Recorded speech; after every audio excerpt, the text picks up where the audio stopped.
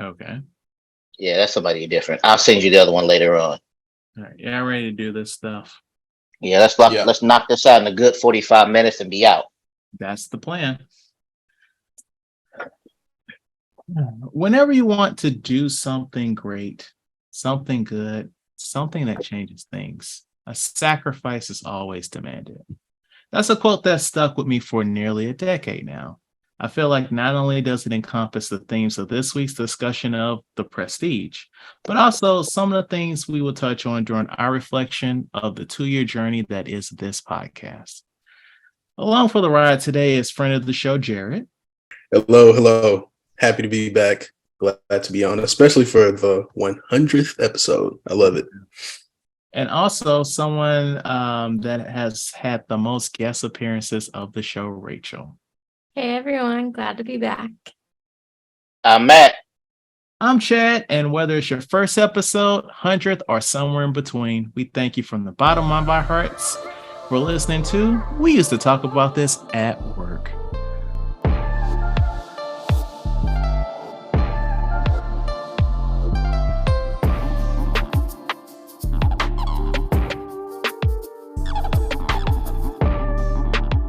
Wow. Okay. So we got a whole new song. I had every intention of playing the new song for you guys before we started recording.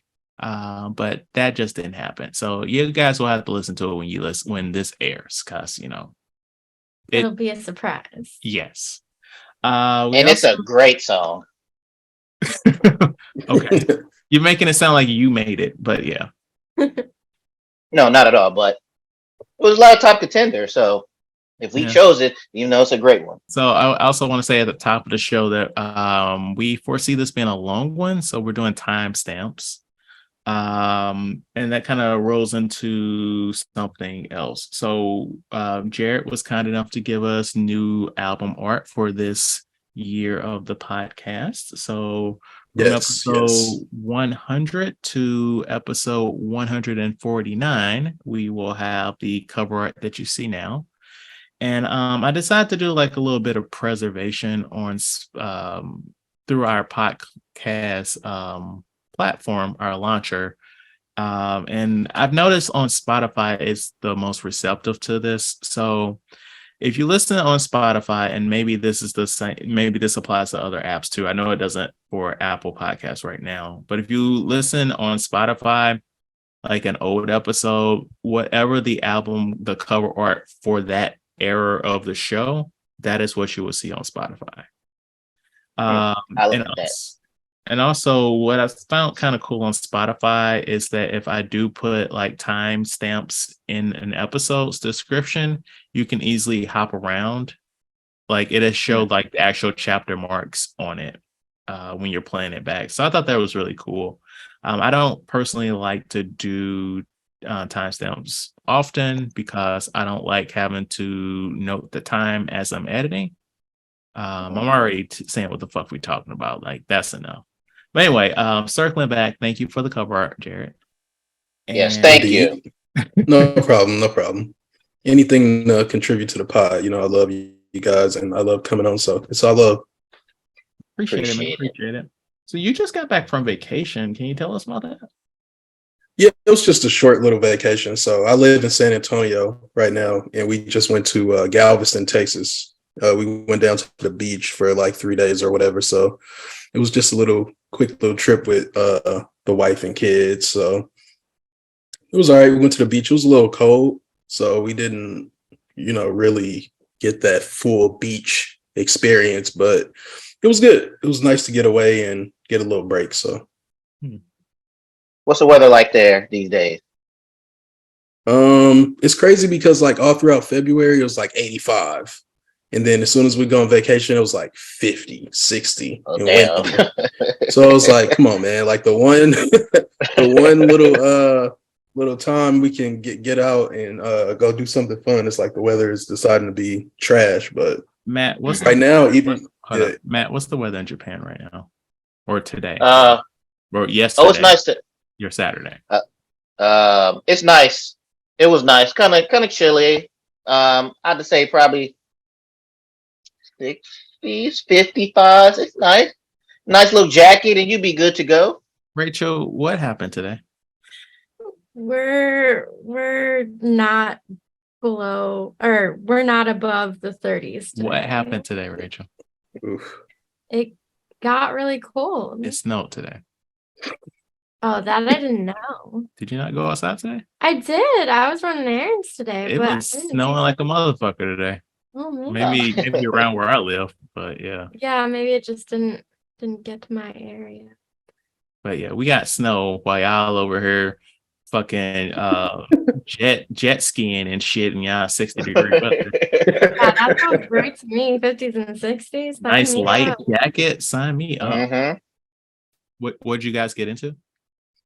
We really just well, like they went to the pool and stuff. I had some homework to do, so I like stayed in the room and did homework, but they went to the pool, hung out there for a while. The day after we went to the beach and my kids threw sand on me and made my life miserable. Well, I'm not a beach guy. Let me describe my beach experience to you. I go in regular clothes, What? regular shoes, Man, and I Jerry, sit there miserable. come on, man. I can't do it. I'm not a beach guy. I hate sand. I'm just not into it. But I sucked it up and I went for the family. I mean, He's wearing jeans and Timbs. Right. I mean, the sand's gonna be even worse in regular clothes, man. I stepped really carefully. Oh, come on. I've mastered the flat foot sort of duck walk. Sand won't kick up. I'm not a beach guy at all. So, but it was fun though. It was fun. We made it work. So I got no complaints. Well, funny enough, complaints. What complaints do you have about James Gunn? It's not so much complaints. I'm just I'm not sure that he can run a studio and deliver it, particularly the Superman movie that's coming out, Superman Legacy. I think is coming out 2025. I know you love the far out release dates. So much can happen. So much can happen. Right. But actually, when I was looking this up, I looked more into James Gunn and I found something out that I'm not gonna lie, it shouldn't be this, but it made me like him more. St. Louis native. Did you know that James Gunn was from St. Louis? Didn't we talk about that like 2 weeks last ago? week? Like last week we talked about that. Yeah. Okay. I obviously wasn't there for that one, but I didn't know that until I just looked it up. I didn't know that until last week. So, are you familiar with the American Office? Yeah, the show. Jenna Fisher, the receptionist. She is his first wife. And she's also from St. Louis. I didn't know that. I knew they were both. Yeah, I didn't know that either. Yeah, they used to be married. Yeah, that's wild. So I didn't know he went to SLU and it's kind of crazy. So now that he's no longer, part of the MCU, watch out for Jenna Fisher. She's about to slide right on in now. But yeah, I think I don't want to make it sound like I don't have any faith in him, but he is writing it and he's directing it. So based on his previous movies, I would say I'm looking forward to it, just purely out of curiosity more than anything. I think it'll be solid. I just don't think that he should be directing it because of his role in DC now. Yeah, like he needs to be focused on like the overall picture, not one picture. Yeah, I would agree with that. That's sort of like the problem with having a director and writer as the head dude. You know what I mean? Like over at Marvel, you got like Kevin Feige, which he's like separated. He's like the big brain or whatever. So with this, it's kind of weird that he is the head of the studio and the filmmaker / creative. But that's not to say it can't work. So I mean, we'll just see. But like his catalog, I think is decent. His movie catalog.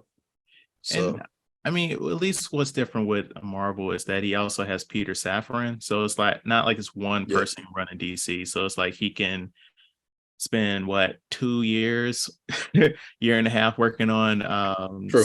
Superman, while the other guy he works on, leads the ship on other stuff. So yeah. Yeah. But yeah, I also think it's probably going to be pretty solid with a lot of like references to like super obscure Superman lore. So it's going to give the nerds what they want, aka us. Hey, that's what And I'm that's here all for. that matters. Do you think Superman is like still relevant today? Like classic Superman, I mean. That's the thing though. Like I think that is what James Gunn's going to do, make him relevant again, because I've said this 1,000 times. Like, we haven't really gotten a comic accurate Superman since Christopher Reeves. Like, Yeah. everything else that they've been doing is like, yeah, we're gonna try and kind of mimic Christopher Reeves with Brandon Roth, but whatever. We're gonna make Batman, Superman dark and edgy. That's not, what Henry Cavill. I'm not saying anything about Henry Cavill's acting or anything like that. Yeah. I'm just saying like the overall idea of what they were going to do with the character. But like that's not Superman's not Batman. You can't treat him like that. Like he has to be the forever optimist. And this motherfucker was like, you know what? Fuck him. And I'm like, no. Also, tag it. 11 minutes in. That's my first curse word. Good job. No, I don't. I've never really been a big fan of Superman, so I don't Really? have an opinion on this. Yeah, I He still hasn't like seen that a he good had, adaptation. huh? Because you haven't experienced a good adaptation. That's probably why. Right. 'Cause I'm like, I don't care for I don't like how he has all the powers thing. I need to have a little bit of vulnerability or something like that to where the only thing is just kryptonite type of stuff. So I just look for. He was just like never one of my favorites, DC growing up or anything else like that. And that's kind of the that's kind of the thing about Superman. It's like he's so strong, and the one that's like the main thing that I did like about Man of Steel. I will defend Man of Steel. It's like he's so strong that you have to kind of give him a battle that's. I know he fought Zod, but it's like sort of like the public, like the societal aspect of like how do you receive Superman and stuff like that. Like I thought that could be interesting, but I just didn't like where they went with it. Like after Yeah. Man of Steel, really. Right. I'm pretty quiet on this one because I watched the first Henry Cavill movie, but I've only seen bits and pieces of like the Christopher Reeves Superman, and I've never read any of the comics, so I feel like you guys have a handle on it more than I do. We definitely have to watch the first Christopher Reeves one. See, I've never seen any all the way through of those. I've seen like bits and pieces, clips and stuff. Because isn't like Richard Pryor's in the third one, yes. yeah. See, I know stuff like that, but I've never seen one all the way through. Yeah. We'll have to do something with that then. Yeah, and Chris Reeves is a great Superman. Yes, he was. He's Yeah, really good. I'm sad that, not only did he pass away, but also that, he had that accident. Because Yeah. you know how dope it would fucking be if we got like a Kingdom Come adaptation that's older versions of Batman, Superman, and Wonder Woman, and you get Michael Keaton, Linda Carter, and fucking Christopher Reeves. Like that shit would That be would be sick. Yeah. fucking amazing. Like this is the time that should have been a thing, but sadly he passed away. Because like Yeah. Linda Carter is not as old as you think she is. Like Yeah, How and old they is they she? did like a watered down version of it on CW, like on the Flash, one of the Flash. of course they did. Who played Superman? They had Brandon Routh. They brought Brandon Routh in. Oh, when they did that Because Crisis on because Infinite. he's on a CW show. Yeah, Crisis on, or it's like Infinite Earths or Earth X. I can't remember which one it was. I but thought you were saying that they they did brought it. Linda Carter back. No, no, I no, know, no, no. I know she's on Superwoman. No, Supergirl, but Supergirl, yeah. she played the president. Linda Carter and Michael Keaton are the same age, but even though she had a show in the 70s, but she was like really young when she was on that show. Oh, okay. Yeah. Okay. And it's like Christopher Reeves like is like a year or two younger than the two of them. Okay. Oh, yeah, that would have worked. Yeah. Yeah. But Rachel, you're watching The Outer Banks on Netflix? Yeah, I have been watching Outer Banks on Netflix. Are you caught up, or is this like you started it?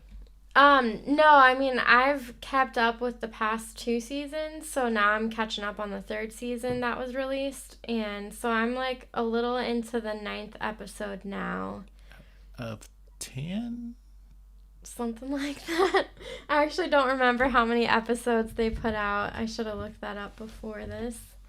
But yeah, I mean, they've still ended on cliffhangers for like every episode, which has been really awesome, but I feel like the momentum is a little different. Like they brought a character back from being, well, everyone thought he was dead basically. Spoiler alert, sorry. But you didn't say what character, so it's good. Yeah. And I just feel like that changed the dynamics of the show because it's like revolving around these teens, and I don't know. It feels a little different this season and not as good as the first and second. But they're still doing like a good job of coming up with content to, keep us on edge a little bit. Just not as good as the first 2 seasons. Have you guys watched Outer Banks? No, I was about to ask. This is like No. a treasure show, right? Where they like look for treasure. Yeah. That was in season 1. We got past that. No, okay. season 2 they're still hunting for treasure. Season 3 they're still hunting for treasure. Is it the same one or a different one? It keeps getting bigger and bigger. So, But they're all connected. Okay, so they at the end of season 1 they find a chest and they open it and it's like, here's another map to find an even bigger treasure. There's no treasure here, but find this next treasure. I mean, not exactly, but kinda. Okay. So regular Uncharted on Netflix, huh? Right. Yeah. With young, sexy people. Right, because I watched the first season.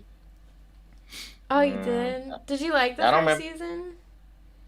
It was okay. It was okay, but it was like once it was done, then I had to wait for the second one, and then it was like when the second one came out, I was like, I don't have that interest into watching this continuously.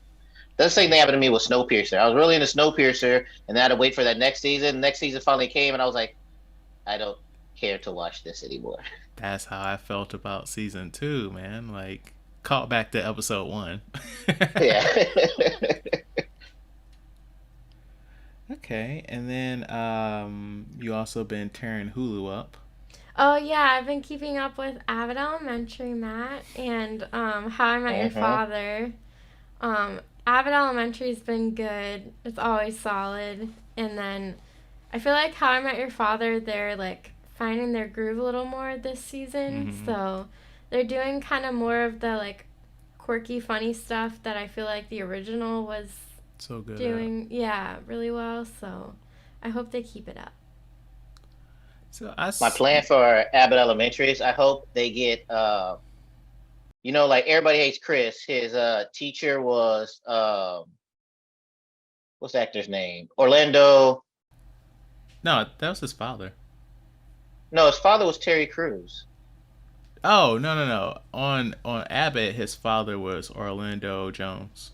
Right, but I'm saying he was on Everybody Hates Chris, but now he plays his father on Abbott Elementary. I want them to take, what was his white friend's name? Yeah, there was like a whole thing on Twitter about that, I think. Right, yeah. They should bring him on. He's like, I'll come through if y'all call me. I'm hungry. Right. I need a job. My my wife's about to leave me. I gotta do something, guys.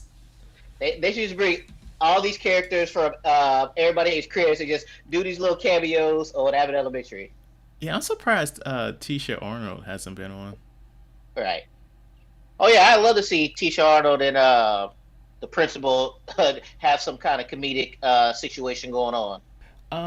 So I read an article a little while ago about how it was shitting on Netflix, but like it was talking about like streaming as a whole, where like they'll like be like, okay, hey, we're gonna have this comedy show, right? And the example was Blockbuster. And a lot of comedies, they aren't gonna just hit the ground running in season one. Like a lot of classic sitcoms like The Office, Parks and Recs. I'm not sure about Friends, but like Cheers, like stuff that's like you would say this is like Seinfeld, especially Seinfeld. This is like top tier comedy. They didn't have a shit together in season one, and it's like I'm happy that you're saying that How I Met Your Father is getting better. But if it wasn't a legacy series, it would probably not have survived that first season. Yeah, that makes sense, unfortunately. Like, Yeah. because, I guess we're missing out on potential if people keep, Xing them out at season one. Right. Yeah.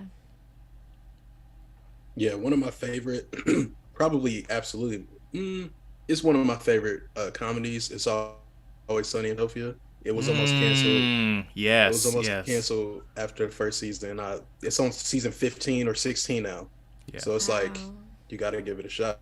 You Yeah, know, I remember sometime after the first season aired, they were airing episodes on Fox, but they were censoring it because like they can't go Yeah. as hardcore as FX, and that's how I learned about it on from Fox. yeah, So Because something like that happened with The Simpsons too, right? Simpsons is actually a spinoff. Like it was on like a variety show, and it was like one of the most popular segments. And Oh, Tracy so Ullman. yeah. And so then they got their own show, and they were fucking popular from the get go. The first season is like rough, like visually, but it's not like you know. I mean, I hate when you they go back and watch some stuff and it's yeah. like Simpsons, Family Guy, King of the Hill, like those This first seasons. podcast, Right. It's like, this is how y'all used to do this. I'm yeah. glad y'all stepped it up later on. Matt, you alluded to a nice little family trip you were taking last week, and you've taken it. So, can you tell us about it? Yes, I won 2 tickets from MWR to go to a Japanese professional baseball game. It's in Fukuoka, which is about two, depending on how you drive, 2.5 hours away. So I went to the Fukuoka. We left early, so we wanted to spin around the shopping areas and stuff like that because it's a bigger city than where I live at now. How far away is it? Like 2.5 hours, 2 hours, 2.5. Okay. And when I say like bigger city, it's kind of like, like people ain't walking down the street a lot like you're in Chicago, New York, Tokyo, stuff like that with, skyscrapers and things like that. That's the type of city that this is. It's like, yeah. So, we went all these shopping areas, and they had, first thing I wanted to do is they had this One Piece store. So I definitely had to check that out. Yes, you guys can see a clip on it on our social media. I know you didn't see it because we can see the numbers, but it's on there. Right. I don't know what these people want, man. I'm doing these food challenges, eating live fish. That ain't Oh, hitting. we I'm, didn't follow up on that. Like, yeah, that clip's on our social media. Like, where y'all at? Where right. y'all at, Rachel? And I'm doing well, this I don't know anime about Jared, but where that's you not at, Rachel? hidden. But I always remember it was like that video you posted of like popcorn where you turn upside down against the seeds. That one fucking blows up, and it's like that's what y'all care about. Right. It's like what 10,000 views or some shit. Yeah, like that. right. It's like, all right, I don't know what y'all want, so whatever. We gonna continue putting the shit that we care about, and then we'll see what happens. But no, I loved it. Bought a lot of stuff. Then we eventually went to the game, and Jared can attest to this. Japan just does things differently, and when I say differently, absolutely. I mean differently in a better way. So I sent this to the group chat, but for the listeners, all right, Rachel and Chad, when was the last time you guys been to a ball game? Whew. Um. Huh. Good question. I know it was the new stadium. Damn,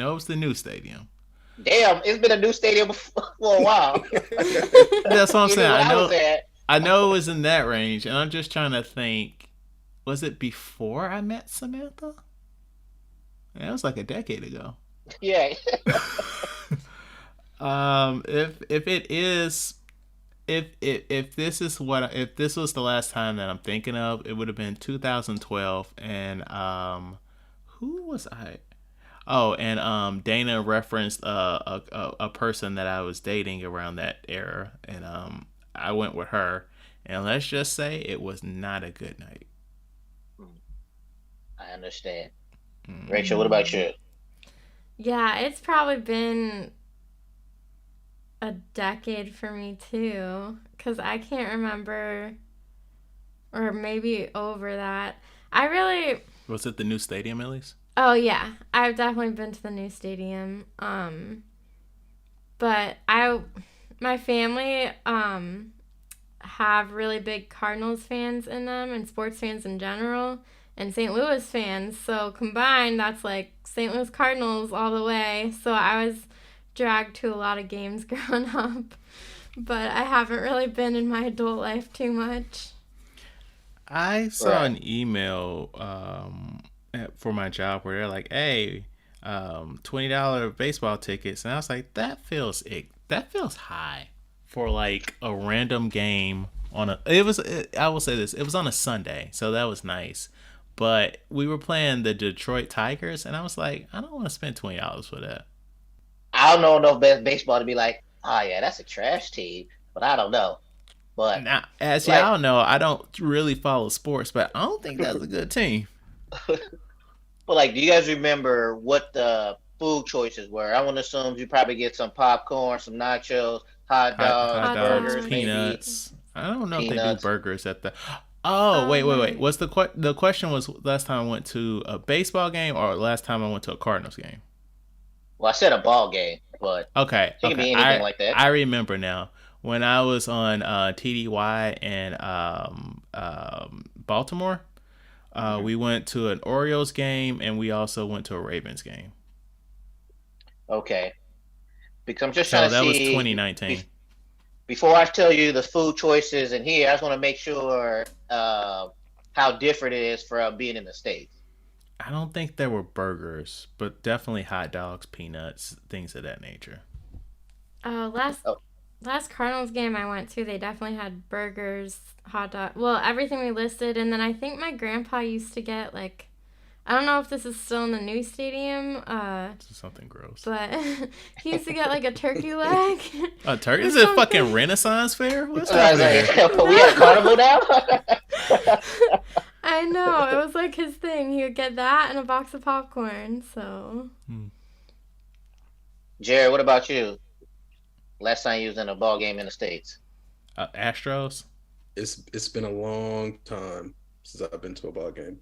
I have not been to the new Cardinal Stadium.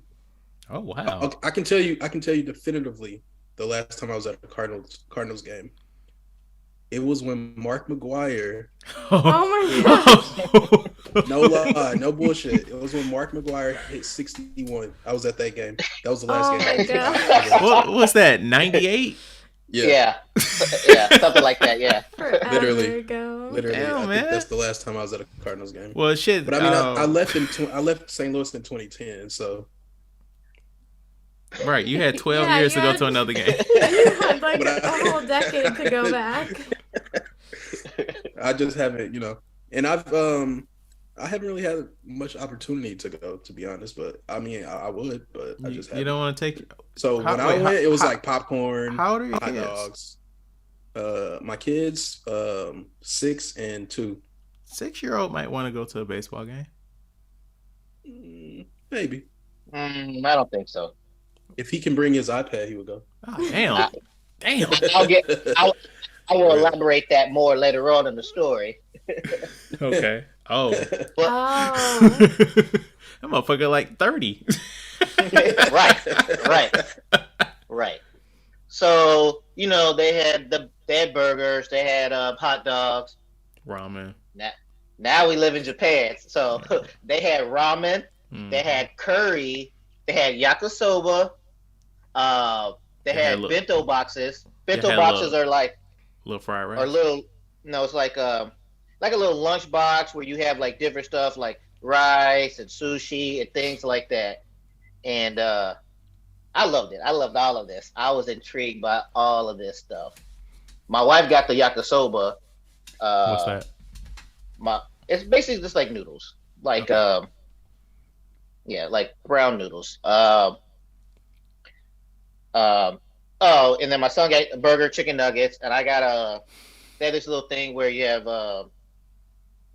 why you make that face? Chicken nuggets at a baseball game seems weird. What burgers and chicken? He's a kid. No, Of no, course no, you not get the burgers. And, burgers, not the burgers, the chicken nuggets. Like how oh, that look? Getting your dip and shit. Like, okay. right. That's exactly how it was. And they have this thing where like you get the cup and you have this little bowl that fits on top of the cup with food around it. So of Ooh. course I got the kalage and the French fries around it. Did Um, you get a picture of the karage? Because I'm trying to perfect mine. of course, of course. I mean, you don't have to send it in this moment. I'm just saying. Oh yeah, but I'll do it. But yeah, so we had a good time, and then the before the game started, they had cheerleaders, had multiple mascots, and it felt more like a college football game than it did a baseball game because there was a lot of cheering, chanting, flag waving, um, and then they had like during the innings, they had cheerleaders dancing on the dugout and stuff. It was really good. I enjoyed it. So did they do anything like I know at the Cardinals games they have like the hat dance and they do like trivia in the audience and Well, they did no camera thing where they pan and wave, but they didn't do no like I know like at the Blues games they do like character lookalikes, and they didn't do that. They just had a whole bunch of cheerleader dancing and um, t-shirt cannon throws and stuff oh like that yeah. there. So, But just question: mhm. is this a popular team? Because like in the media that you sent, like the stands really weren't that crowded. Oh, that's because it's preseason. Ah, okay. Yeah, they have two more games left before the season starts. Like the couple sitting next to us, they said that they're season ticket holders, and we went on a Saturday, and they said Friday. I don't know if it was because of or Thursday. We went on a Friday. Thursday, they said that stuff was popping. They said it was Interesting. packed. So I don't know why the difference between a Thursday night and a Friday night, but yeah, it's preseason, Probably cheaper tickets on a Thursday. right? And one thing I have to say is, I forgot about the ticket stuff. So we got two free tickets. Hmm. So we went there, got our free two tickets, and we was like, hey, we need another ticket for a kid. And they were like, okay, cool. And then they were like, hey, you want to upgrade this ticket for another 1,500 yen? And we was like, oh yeah, basically another $15 per ticket, and you get better, closer seats. So we was like, okay, yeah, another $15 per ticket, and we did it. Man, we was right up there on the third base line, and it was great seats. And the thing is, foul balls, we was right there for foul balls. It was funny because every time a foul ball would hit, right, like the jumbotron's person was like always 4 seconds late on the delay because they would hit a foul ball, and then right when it hits, the big sign would be like, "Watch out!" But then the ball already landed. Another Damn. thing was funny is every time the ball landed, you had about 4 or 5 women in like business suits with little microphones on run over to that area, right? Basically making sure nobody got injured. Hmm. So Oh. the lady 4 rows in front of us, uh, she got hit, right? And she was like, they caved down there. I think she lying. I think she lying, but who knows? Maybe because she was like, uh, and I think she's trying to milk some tickets, maybe a jersey or something.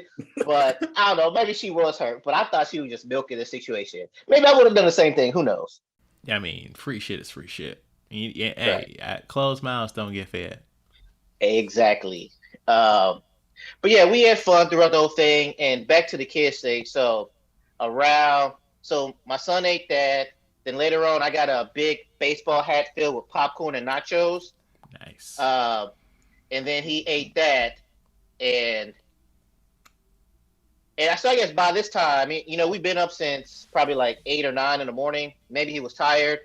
Uh, by the sixth inning, he was sleepy, and he was just sitting there.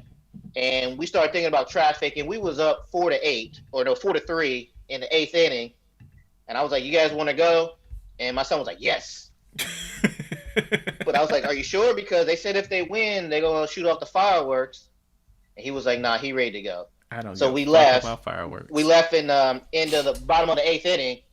So they end up winning. But yeah, and then as soon as he got in the car, he was knocked out for the rest of that drive home. So I don't know, but maybe if he did have his iPad, he had his phone though. But I guess that was enough to occupy his time, so he was bored. So me and the wife already said, yeah, next time we go, we going by ourselves. Yeah, I was like, when you were like, yeah, we're gonna get a third ticket. I'm like, y'all could just have a nice couples getaway. And yeah, but this is experience because I don't know the next time. Honestly, we will go to see this baseball game. But uh, also one more thing, beer.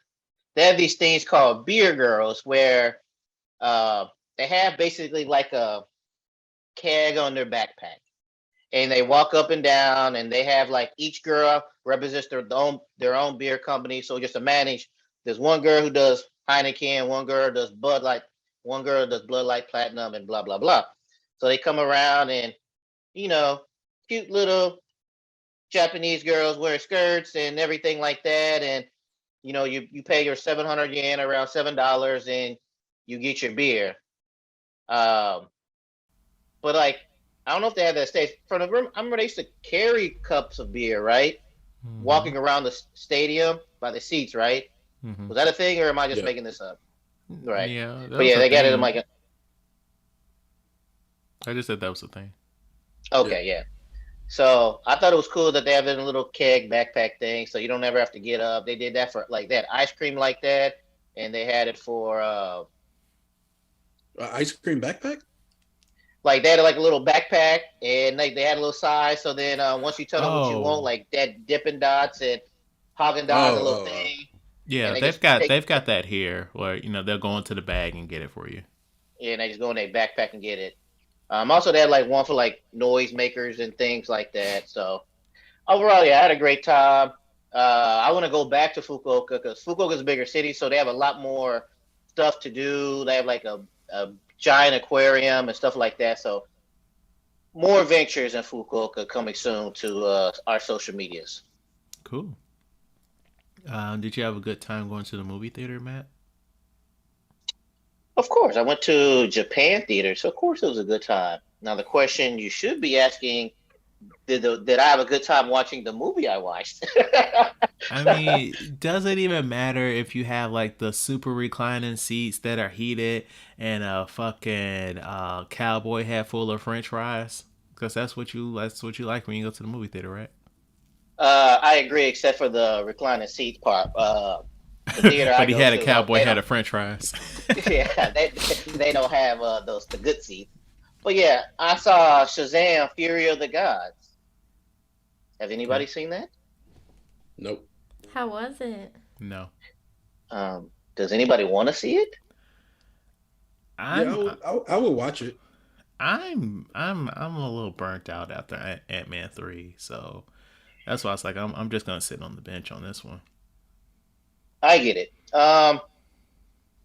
I saw the reviews about people were shitting on it, and I was like, man, give Shazam a chance. I like the first one, so that's when I saw this one, and no, they was right. Oh, they it's they bad. were right. It's bad. It's.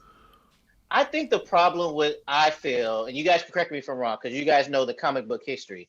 I feel like the problem with the Shazam movies is the total focus is not on or I guess the first one was, but this one it's a family thing to where it's hard to get was it six? people involved in the story, like all the family members or whatever, Yeah, like yeah. that. The jokes, it was like the jokes. It leaned Jared. It was kind of like that Thor movie and the whole goats thing. No, don't tell me Like that. they leaned a lot. Like it was jokey. I know Shazam had jokes and it's a comedy superhero movie. I enjoyed the first Shazam. This one felt different to her. It was like, I get it. Y'all trying to do comedy right now, but relax a little bit. Relax on it. But like that's how I felt. The story, and plus, like I didn't feel like the characters, like I wasn't rooting for the heroes in this story. So, hold up. So, did in the climax of the movie, did Lucy Liu and Helen Mirren stop the movie and do their Abbott and Costello, even though it would not have been appropriate in that time? Lucy Liu wasn't doing no jokes in there. And one thing she did do, it was a joke, but it wasn't in a joking manner to where they were talking about blah, blah, blah, blah, Gatorade. And she was thinking about, she's from the ancient times. And she was like, what is Gatorade? Is that a weapon? Oh, So okay. a joke like that, but it wasn't like Right. comedy for her. So Lucy Liu was good. It was just, Did they explain why she's Asian? yeah. Okay. Yeah, like they explained what happened and everything, but it was just it wasn't a hit for me. And Wait, what do you mean why she's Asian? Because they're ancient Greeks or some shit like that. Oh, okay. yeah, and I don't care. Spoiler: Ooh. they had a cameo in there Mm-hmm. at the very end. Yeah, we all It heard was- about this. Yeah. Okay. You Yeah. heard about it too, right? Right, Rachel? No, but that's okay. Your homegirl's in it. Who? Gal Gadot. Oh, okay. Okay. Yeah, so she was there, but it was just. I believe if they didn't have the rest of the family there, or less of the family there, it would be better because it's just each person needs to have a quote unquote storyline. Got to get their lines in, got to get their jokes in, and stuff like that. To where it just takes away from the rest of the movie. I get that. Yeah. So I ain't gonna say it's Gomi, but all the reviews and everything, like I put on the same level as Ant-Man. What? Seriously? Ant-Man 3? Yeah. I mean, okay, so here's the thing though. We were more mad at Ant-Man 3 because of the MCU. True. That's where the hate's coming from. Okay, well then, let me take that. Well, it's still a DC property. I'll push back on that a little bit. I think that it's bad on its own merits too, not just because You saying Ant-Man? Yeah. No, what I'm saying is like the problem I get what you're is saying. it's I get what falling you're into the formula of everything. Like that's the problem. Ant-Man 3 was just check of the MCU formula, and as a whole, as an audience member, we're tired of that shit. Yeah. Okay, in that sense, then no, it's not the same thing as Ant-Man. It's just, I don't know. It's just too comedy and convoluted type of thing, and the characters are really not really likable, and you're not really rooting for them. Okay. Like, there's not enough to make you root for them. Like, honestly, what's the other lady's name you said? Lucy Liu and who? Helen Mirren. Honestly, she is the person you kind of root for in this, and she's the bad guy. I mean, Helen Mirren is a fucking thespian. She's a little racist, but she's a thespian. She's gonna bring it. Right, because it's Lucy Liu, her, and this other younger girl, Anna. They're sisters of You don't know who she is? No, who is that? I didn't realize she was a bad guy, but what's that little girl from West Side Story, Rachel? The one who played Maria? Yeah. Rachel something. Yeah, Rachel something. Rachel Ziegler? Yeah, Ziegler. Yeah, her. So you root for more of them two than you do the actual Shazam heroes, because it's kind of like it's silly kid shit that they're doing to where like he meets a girl and of course uh superheroes. Oh yeah, we're best friends with them. Hold on, let me walk around this Oh, corner and call him, and then next thing you know, he no. shows up because he's actually that. No. It's like silly shit like Gross. that to where it's like, Gross. what are we doing here? Gross. Yeah.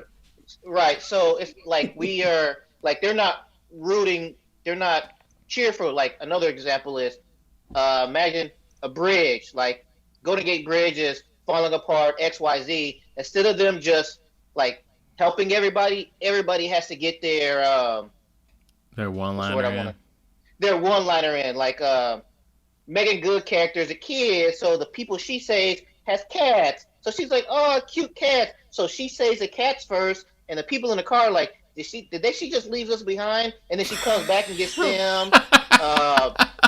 Uh, the one dude who's like he likes girls, he's like taking pictures about with the girls before he gets them out the car. It's like everybody got to get their one liner and joke saying where it's like, come on, y'all, we gotta do better than this.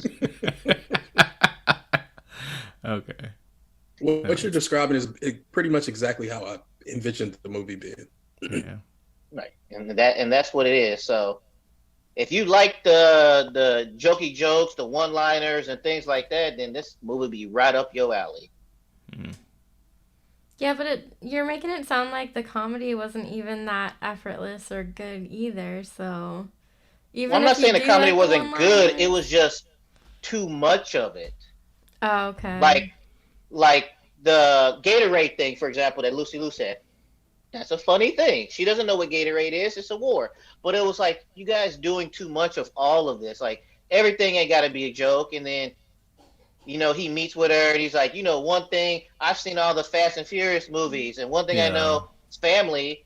I was like, okay, not Yeah, bad. they played that to death in the trailer, though.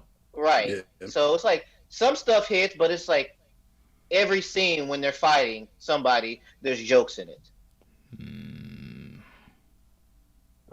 But speaking of jokes, Chad, South Park? Yeah, so you know, society has made me develop ADD, right? And so I was washing dishes the other day, and I was like, well, let me catch up on South Park. So I ended up washing dishes a lot longer than I should have because I was watching South Park while doing it. And one of the more recent episodes featured Chat GPT. Are you guys familiar with that app? Yeah. No. I'm vaguely familiar. Something about like it writes stuff or something. With like, Yeah, so it's AI, and you can ask it to do tasks. Like you can say, "Hey, write a letter." Like you remember that that art where they were like, "Oh, hey, create me a picture in the same style as like Van Gogh." mhm. Or I saw a pretty cool one on TikTok where she used like a Chat GPT. It wasn't chat, but she basically used AI to she took her Instagram pictures and they made what do you call them, job, not profile pictures, headshots, for her professional headshots from her Instagram pictures, and they look really good. But you can also like have it write stuff for you as well. Like so like write me a play like Shakespeare would write it, or write it about like cats. Stupid shit like that. Yeah. So the South Park episode was Stan. He is dating one of the girls. I forget her name. And she's like, dude, you give like the worst text messages back. Like she'll like text him like something heartfelt, like I really appreciate you, you being in my life, and he'll just thumbs up it. And so somebody's like, oh hey, you should use Chat GPT to respond to her messages. So what he'd do is she texts him, he copy it into Chat GPT, and then it would spit out a response, and then he would just send it to her. And like obviously that didn't end well for him. So I was like, that'd be kind of cool. So there's a whole bunch of like chat apps like that on the iTunes store. But the thing I didn't care for, which I also get, is that they were like, "Oh, hey, this app's free to download." And I'm like, "Okay, cool." And then you get in there and they're like, "Okay, so it's $10 a month to use this." I'm like, "What? Right. Fuck you." So I kept downloading them until I found one that wasn't like that. And I had to go to I didn't have to go, but I was invited to a housewarming party for a friend of the show, Lindsay. We used to work with her. She was on the Cruella episode. And also went to her wedding last year. Her and her new husband just bought a new house. And so I bought a housewarming card. And so I was like, ChatGPT, write a housewarming card quote for me. And it was like, okay. And it wrote this like 3-paragraph ass thing. And I was like, And I was like, Too much. write me a short housewarming card thing. And it was like, boom. And I was like, love Chad. I didn't say love, but you know what I mean. And yeah. So thanks, ChatGPT. I assume she don't listen to the podcast. Even if she do, I didn't write that card. Okay. That's Chad GPT right there. That's right. Yeah. That's right. But no, so like I caught up with her. I brought my daughter with me, and that was a mistake because as soon as we got up in there, she's like, "Who the fuck are these people? What is happening here?" They've got like a chicken, hen hatch, chicken coop, a coop. Yeah. Thank you. And so they were like, "Oh, check out, we got some baby chicks." And so she was like, "Oh, interesting." And then they was like, "Oh, hey, you want to touch one?" And she was like, "Bro, get that shit the fuck away from me." So we didn't end up staying too long because she was But like, that's good because like kids either get it away from me or they're gonna be grabbing that chicken like this. yes, all killing tight and it. everything. Yeah. Yes. That's true. Facts. So we were mostly in and out. My son did exactly that with a little baby chick. He squeezed this is in Japan too, on base. In Japan, he squeezed the little baby chick, and we had to like. Oh, was it okay? Pry his fingers open. Yeah, it was alright. Okay. Yeah, I hear you. It was all good. I hear you. Yeah, it was all good, Peter. Yep. I hear you. It was No great. one's scarred for life. I got you. Also, I checked out a movie on Peacock called Sick. So this movie takes place April of 2020. And it is about two girls, two college roommates decide to like go to the countryside during COVID. And I see this. Oh, you watched it? A black girl, right? A black And a girl and white a white girl. Yeah. Yeah. Can I watch all of it though? Keep going. So I'll say this: the white girl reminded me of a friend of the show, Madge, so much because like she's like really fucking short, and I was like, that's that Madge height right there. But yeah, so a killer is like stalking them, and basically I'm about to spoil this shit. I thought that like so the movie's like okay, and then it was getting stupid. Like the killer wasn't immediately killing them, and I'm like, stop toying with them. Like I hate that in those movies where like the killer he's like standing over them while they sleep and shit, looking at them, tracing their outline with the knife, but not stabbing them. He waits till they get up. He waits till they get up and they cleaning guns and shit before he start attacking them. But so the thing was, the big twist is that the killer is more than one killer, and they're after the white girl specifically because she went to a party during lockdown and she was making out with people, and she was actually asymptomatic, so she was like a super spreader, and like people was like in the hospital and like in the iron lung because of her. Okay, That's not to cut you off, continue your thought. What are your thoughts as far as pandemic movies now? Do you like them? Like how they're like, because you know, at the beginning of the movie, how they was talking about, oh, you didn't hand sanitizer, they was wearing masks and everything else like that. How do you feel about pandemic movies now when they do that? There was some stuff in this movie specifically where I'm like, we didn't have that yet, because like this movie took place April of 2020. and we locked down in March of 2020, and they got like home tests and shit. Like the bad guys like home testing her, and I'm like, we did not have that technology. Like they didn't even have that shit in the hospital. Yeah, like if you're gonna do it, you gotta at least be accurate. If you're gonna go for like the time period piece or whatever, We all remember it. At this point. Yeah, we was up. Well, you guys were all there. No, not even being present. Like we all remember like the steps and shit. It's not like they were like, like when they did that movie, the one with where the stocks, the housing market crash. Yeah, that one. Where it was like it was a little ways away ago, so it's like you kind of remember some stuff, but like COVID is fresh. Yeah. Right. So I was like, nah. But like if they get it right, it's fine, and it's like as long as they're mindful of like the content that they're doing. Like there was another one with Zoe Kravitz that I saw last year that was fucking terrible. Like she was Kimmy? like a Kimmy, where I was like, this is a no. Okay. Yeah, it was just real basic. I wasn't a real big fan of it. Yeah. Well, the COVID movie that I watched with Katie Holmes and that wasn't good either. Yeah, she left her black boyfriend for some white dude. Mhm. Yeah. But they had to throw in there that he was like, was he cheating on her or he was mean to her? They got to throw some bullshit excuse for them to break up.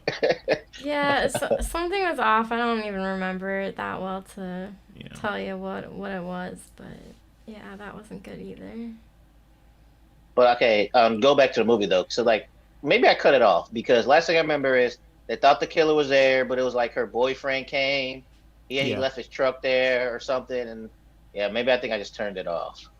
Yeah, I mean, it was stupid until I was like, the twist was like, that's interesting, but too much stupid stuff in between there, Right. Okay. Last thing, I binge watched Swarm on Amazon Prime. This is the new Donald Glover show. Okay. Yeah. There's been a lot of stuff on Twitter because like the show is a 7-episode series. The show opens with the dude from what's that British Snowfall. voice? The boy from Snowfall. He is fucking Chloe Bailey, and I mean fucking. He giving those back shots. He is going to town. It's going to town. Okay, so all I've seen and heard about this show is that scene. I know nothing else about this movie or TV show. So can you give no spoilers because I plan on watching it, but what is this about? What is this about and why should we care? Okay, so have you seen it, Rachel? No. Okay. So this show is it opens by saying like, hey, it acknowledges, it doesn't say by name, but it acknowledges that this show is a commentary on stan culture, specifically Beyonce's stan culture, but stan culture overall. Okay. Swarm. Okay, I get it now. Yeah, so like the trailer made it seem like that we're just gonna follow this like very obsessive girl who's like super into their Beyonce insert and like how like her life is spiraling because of it, and it's not like that at all. That's what the show is, but the show is so fucking much more, and it's like I'm dancing around here. So like she is like really obsessed with this singer.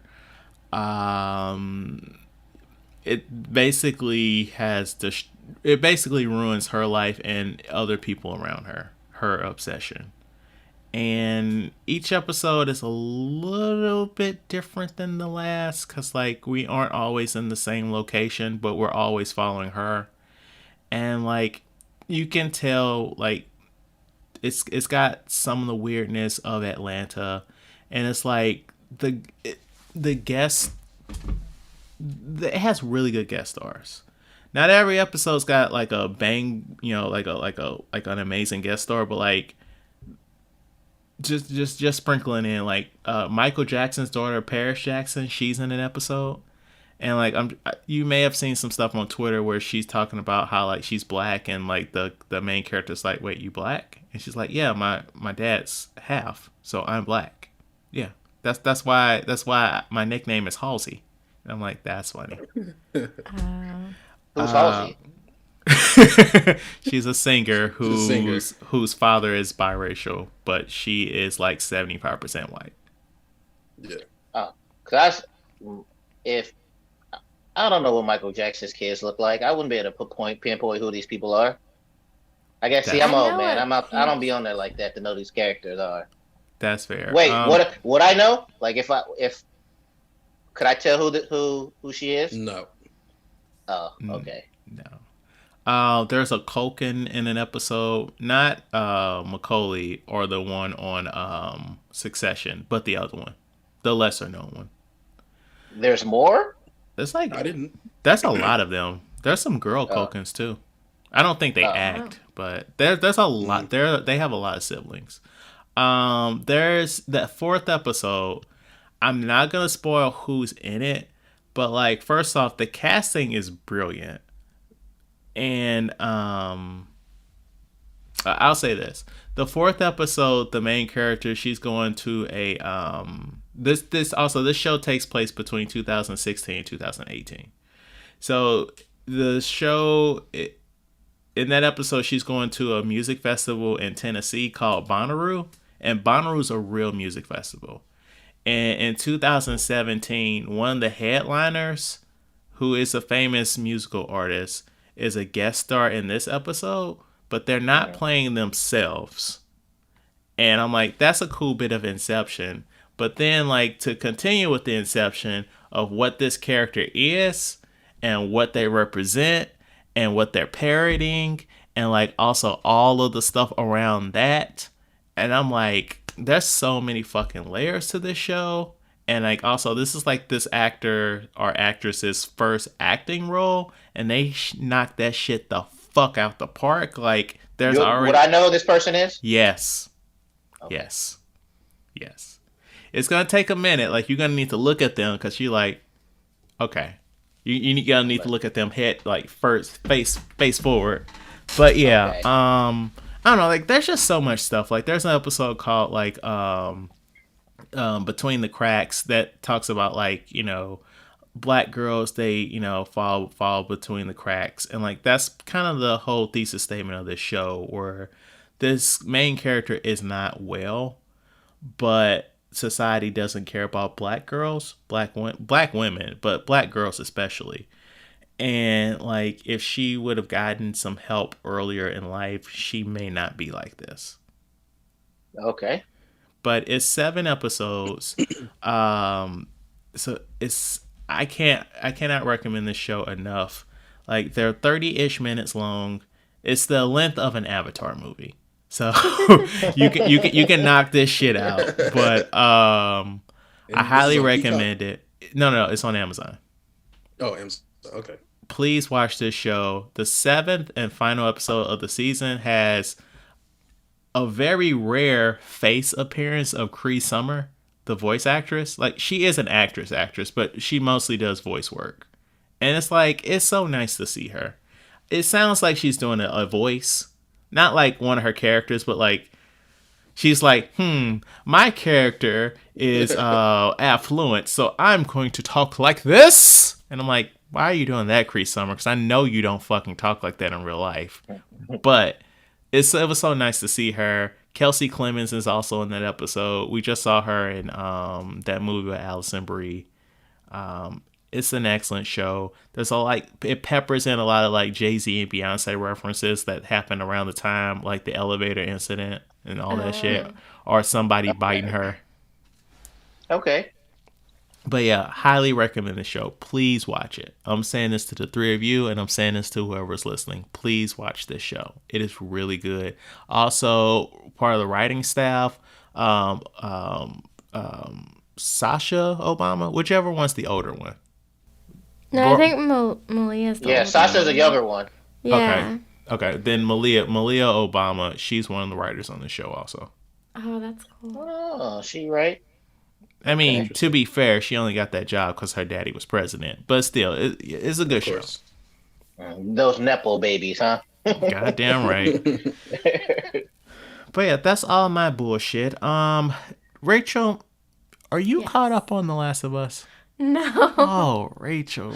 I'm so behind. I'm very, very behind. Well, I'm sorry, my dear, but we're about to spoil the fuck out of this. I'm sure you are. Yeah. Jared, what were your thoughts about episodes 1 through 7 before we touch on the finale? Just as a whole. Don't go individually, just as a whole. I love it. Love the show. It's pretty faithful to the game. I would say, largely faithful to the game. Did you play the games, right? Yes. Okay. And it's top quality TV, and this is kind of what you expect from HBO at this point. Like they seem to deliver when they really care to. You know what I mean? And this is like it's one of my favorite first seasons for sure of any show. So I love it. Pedro, he's delivering, particularly in I think it's episode 6. Is that the episode when they get to the town where Tommy is? I can't remember, but I think so. I think it's episode 6. Yeah, it feels But right. anyway, yeah, I've loved it all the way through. So those are my thoughts. Matt, what are your thoughts on episode 8? So we're just talking 8, and then we're gonna circle back for the season as a whole. I enjoyed it. I thought it would be more dramatic. Playing the game when that scene happened, I felt more. Don't hold back. Listeners, we're spoiling this. If you want to skip this section, look at the time notes. Well, no, it's like I remember when I played this and I got to this when we got to the hospital and everything, and I'm killing my way through everybody and doing everything like this to finally make it there, get to the room where she's at and everything. And I felt like it was like I don't want to say meaningful, that's not the right word, but it's for like a dramatic, like my final scene and everything like that, to where I didn't feel 100% that during this. And maybe it's because like he went through the killing kind of quickly. Mm-hmm. The fight scenes the shooting scenes wasn't that long for each one. He was kind of like blam and everything else like that. Right, it wasn't a long drawn out of him hiding behind stuff, killing people, and this and this. It was kind of like we're getting through this to where like the journey. On the game, what he had to do, he had to kill a lot of motherfuckers to get to that point, like a lot. But also, that's also a video game, right? A video game. Like, I get that too, where it was like you can't really kill 100 people in a TV show. Good thing you said TV show. I was like, shit, John Wick do that shit all the time. But I enjoyed it. I'm not saying it's bad or nothing like that, but I guess the only word I could use, I was kind of underwhelmed with it, even though I know the outcome of it. Mm-hmm. And all the 98% of the episodes has always been like top notch and everything. So it was like, okay, this is going to be the finale. This is going to blow the socks off, where it was like, okay, it was good. It wasn't like, oh shit. Yeah, I feel similar. Like, I don't know, like I looked at the when the episode started, and I looked at the thing, and it was like the episode's like 50-ish minutes long, and I was like, that's interesting. Why is this episode not longer? You know? Mm-hmm. And so, like, by the time everything happened in the hospital and stuff, I was like, wait this is happening already? Like, right. How much time is left? Like, what is happening, right? Why is this moving so quickly? And it's like, mm-hmm. I agree. Like, the hospital stuff did seem a lot quicker. Like, I don't feel like they needed to show him kill like 100 people, but I feel like we needed to have established a little bit more in that hospital before we got to the shooting. Maybe that would have helped a little bit. Like, maybe if he struggled through it a little bit more. Yes, but like what I'm saying is like maybe if instead of like we get to the hospital and they have like one conversation and then he's like, okay, bang, you're dead, we spend a little bit more time in the hospital getting to know these people that he's about to murder. And plus, and not to we'll definitely go back to the game, but it was like there was more dialogue with the people involved. To like you said, it was just we had this one conversation. She explains what's going on, and now we're automatically at the end to where, like you said, talk some more. Let me take you around some things. Let's do more and then do it. Right. I mean, because like, yeah, they've been adjusting things from the game left and right. So like I don't think anybody would have objected for them to have spent more time in the hospital before that stuff happened. Right. Jared, you're. I mean, I will say this. Hold on, one thing. Yeah.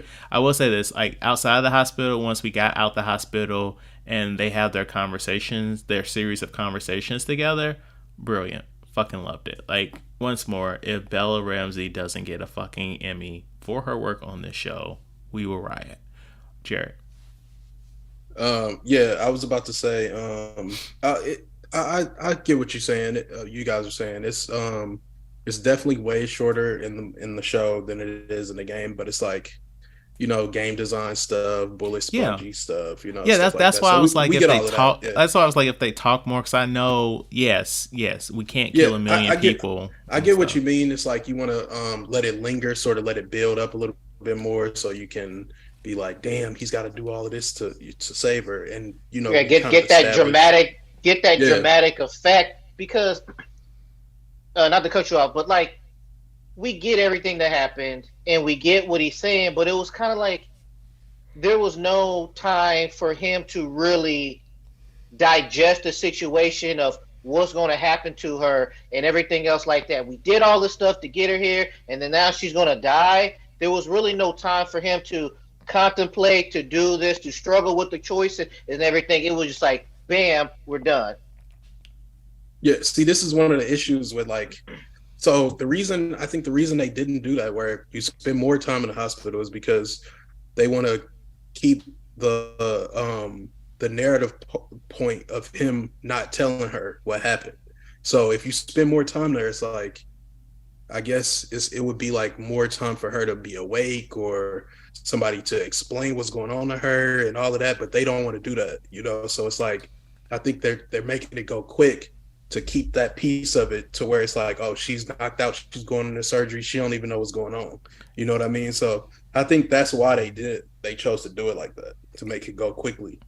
But even in the game, though, before they got there, they walked around, like they showed different parts of the hospital and like with her awake, and then they didn't explain to her what the situation is going to be. They were like, oh, right, we're going to have this surgery and then whatever. Then later on they told Joe, so they could get out of thing where they walk around, they talking about things, blah, blah, blah, whatever. Then, all right, she goes under, or what they say in the game, they're prepping her and everything else like that. Then they flash back to Joe and the whole thing with Joe happened. So then now that gives us time for Joe to do his thing because she's not under yet. They're prepping her and stuff. She don't know what they're about to do. And that can kill some time to where now Joe can have his thoughts and everything and then go on the spree. Yeah. I don't know. It's fair. Just like we start and I'm sorry. What were your thoughts on the finale? Before we talk about the season as a whole. Yeah, I like it. I liked it.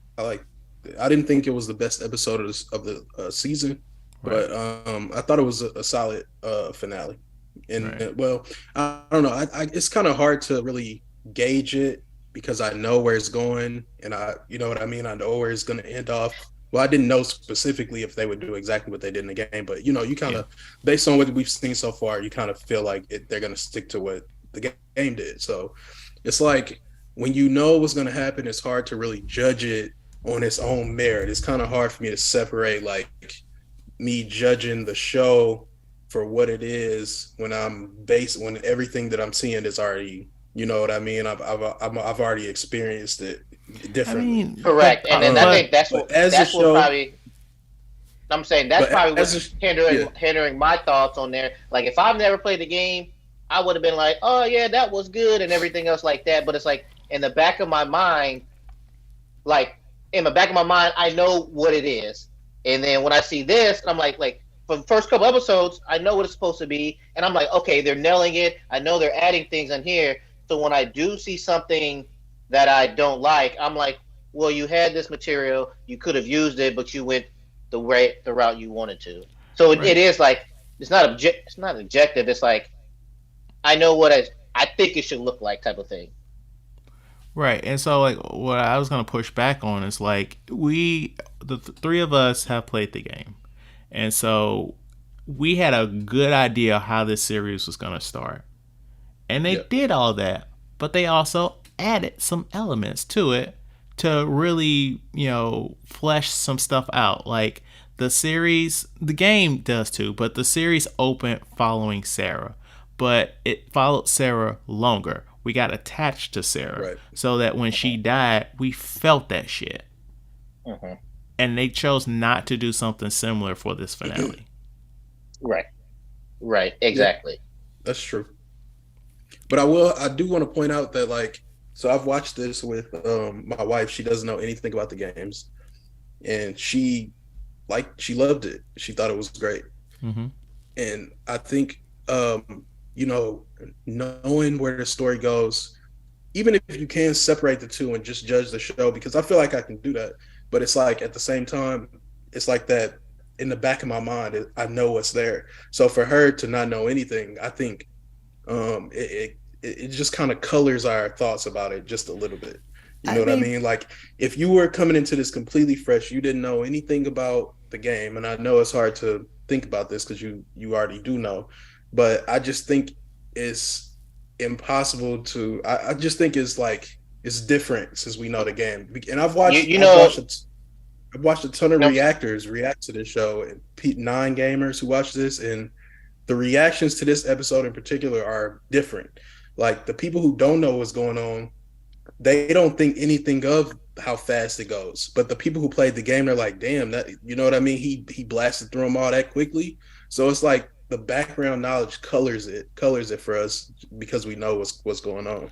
so you know what I we really need somebody who hasn't played the game on the show to watch the show to tell us their thoughts. That yeah, would really be helpful in this to, situation. to watch the whole season. I agree. I agree. Right, right. Yeah. That would be helpful right now in this conversation. Where would we find that person? Okay, and I will continue to push back on specifically what you're saying, Jared, because like as people that have played the games, Right. we have not complained about there not being any infected people in like the last 4 fucking episodes, when in those Sure. segments there were infected. So it's like we have accepted that this is going to be a drama show. This is going to be less action and more drama. And like you can't be like, okay, we're going to just put that infected stuff to the side and we're going to be drama, but then just be like, we're tired. We're just going to fucking He's just gonna shoot like 15 people and we're gonna call it a day. We're gonna wrap up. We gotta get out of here. Like he's gotta do some voiceover for Mandalorian. Like, no. No. I wanna see some drama. Like, this is what you told me I'm gonna get. This is in my adaptation. This is in the adaptation of this shit. Give me some fucking drama. Sure, that's fair. But all I'm saying is, I'm not saying that you're wrong for saying that they could have added more drama.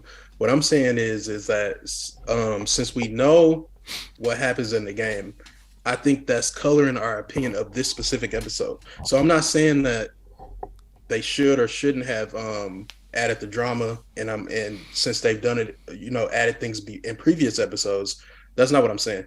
I'm just simply saying that like the people. So I've watched maybe 12 reactions to this episode of 9 gamers who didn't know what was, Mm-hmm. who didn't know anything about the story. And I've watched an equal amount of people who are gamers who have watched, the reaction to this episode. And pretty much universally, the people who have played the game all pretty much are saying the same things that And I agree with it too, because it just feels weird in the show, a little bit weird. Like it's very quick. It's in the game, it's more drawn out. You got to do more. So I get that, and I'm not even disagreeing with you on that. But what I'm saying is that the people who haven't played the game, they don't feel that same thing. It's like it's weird, and maybe it's just a weird sample size where just those specific people didn't feel that it was like paced weirdly. And maybe it's other people who haven't played the game who feel the same way that we do. But Or were I'm they just saying, regular? Like how regular of people are these? Because like we're semi amateur critics. No, I get I'm saying, and I get what Jared's saying, Yes. right? I get what Jared's saying, because if it's like transfer this to something else, to like Harry Potter, for example. If you read all the books, then you watch the movies, you're gonna be like, oh, you missing this, this, and this. Mm-hmm. Now somebody who you've read the books. Yeah. Listen to the books. And then I watched it, or no wait. Then I watched the first two without it, and then I listened to the books. Right. So to me, first two was like, oh, nice wrapped up stuff. But then when I listened to the book, I was like, hold on, you missing all of this stuff like that. So I get it. The person who's never played the game, you're like, oh, I get it. He's heard this information. Nah, I'm not gonna let that happen. Blaze my way through these people, get to the end. I get that. But then it's just like the people who played it, it's like, dude, you are fast forwarding through the good parts, basically. Right. You gotta let that shit linger longer. You gotta let this stew sit. I don't know. You gotta let this meat smoke. There we go. That's better. Well, you gotta let this meat smoke. Whenever Rachel finishes it, please have Chat GPT give us your thoughts, okay? Yes. All right. So are you guys aware of the actress that played Abby in the game was in that hospital scene, in the operating room scene? Yeah, like in a mask, right? Yeah, she was one of the nurses. Yes. Okay.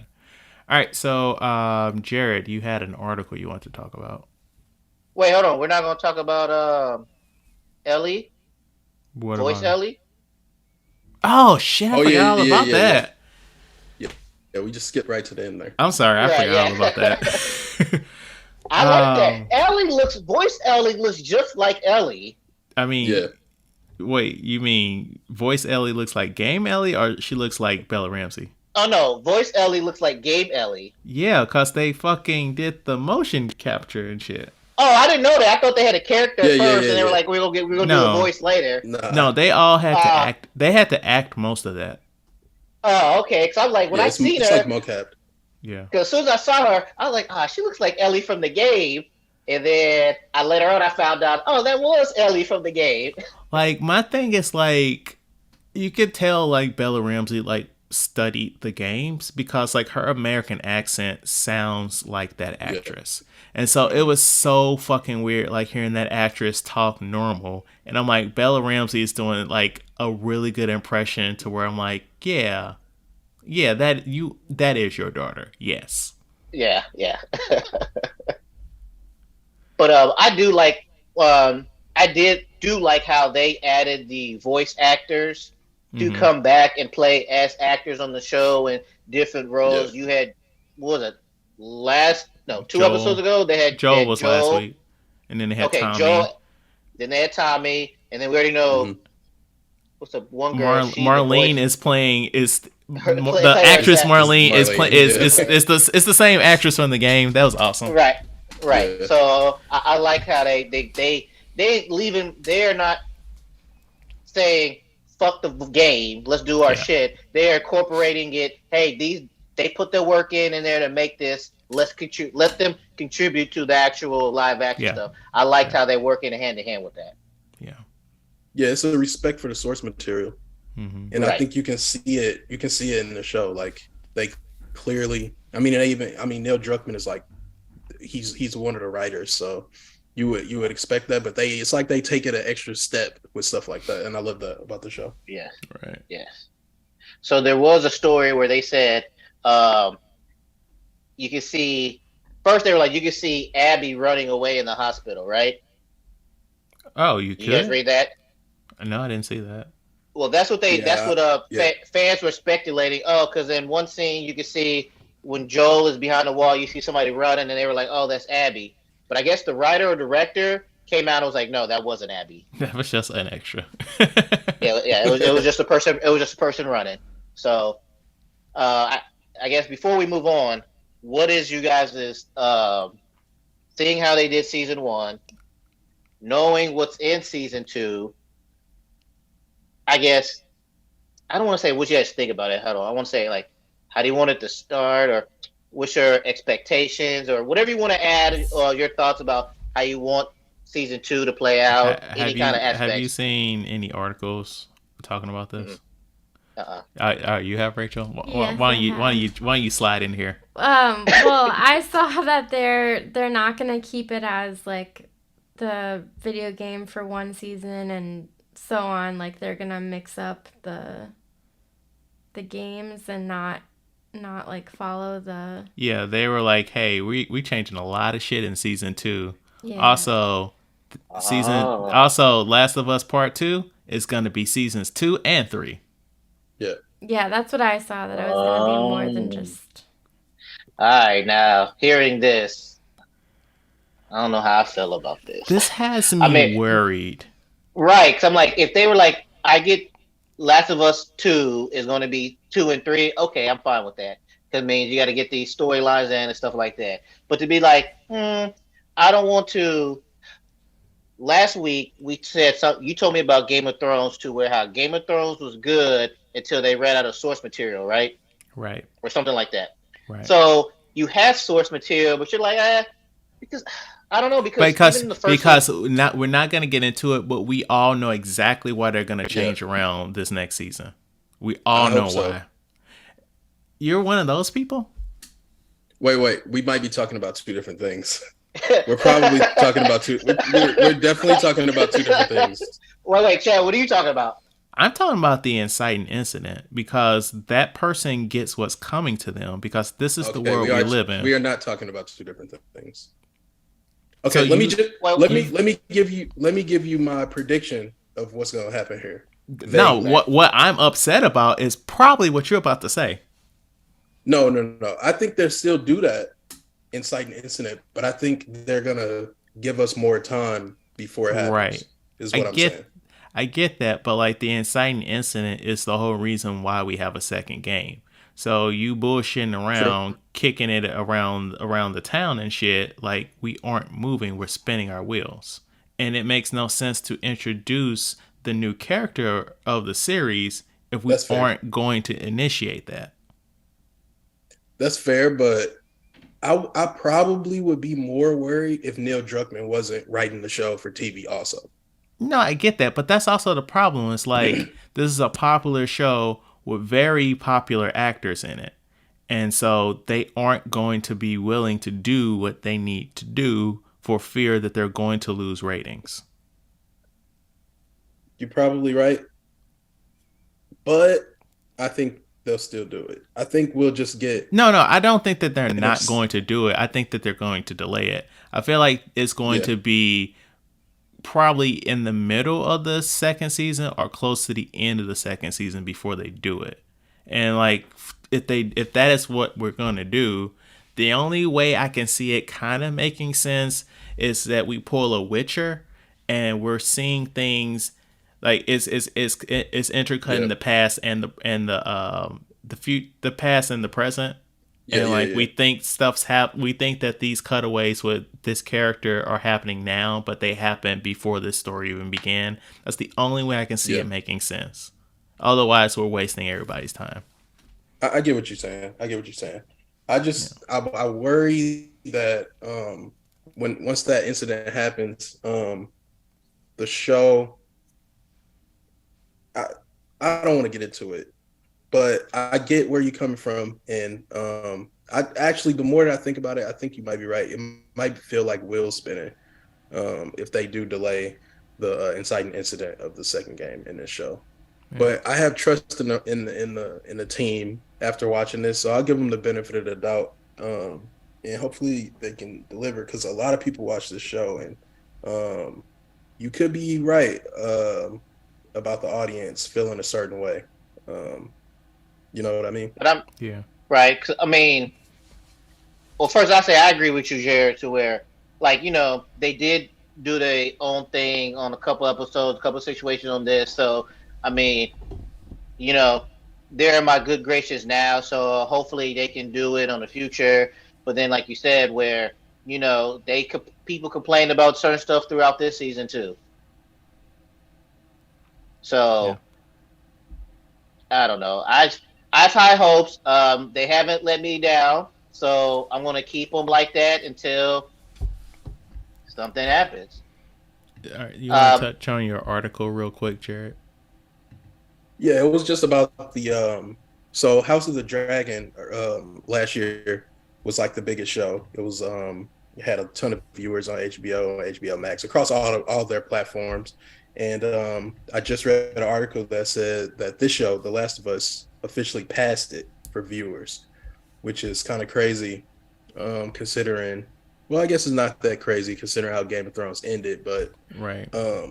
you're looking at like 30 million and this is like total this is like viewers per episode. The overall audience for this show is higher than the overall audience for House of the Dragon season So one. specifically House of the Dragon season one. So it didn't talk about Game of Thrones season one. No, it didn't talk it well it might have, but I didn't like clip it from my Okay. notes for the show. Okay. But yeah, House of the Dragon it did some crazy numbers, and I was kind of surprised that this passed it, to be honest, because it's not the most loud in your face type of entertainment compared to dragons and warfare and stuff like that. But no, I'm with Matt though, or maybe you said it, but it's like the way Game of Thrones ended, it turned a lot of people off.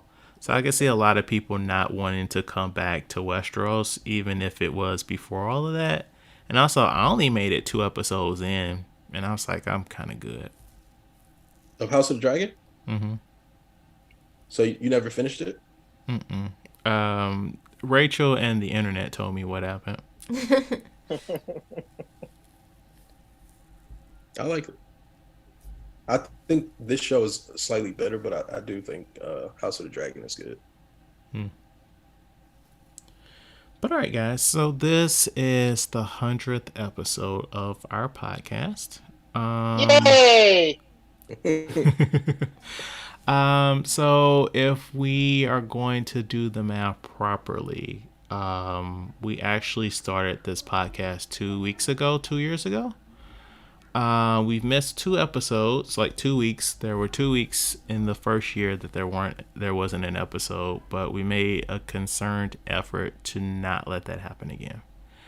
And we're at a point now. Well, we were at this point last year where we have enough recurring players to where we could be like, "Hey, Jared, can you hop on for a minute? Cause Chad or Matt's not here." Or, "Hey, Rachel, XYZ."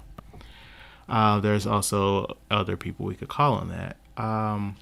But I wanted to kind of just do our little recap as we do every year. You guys can jump in on this too.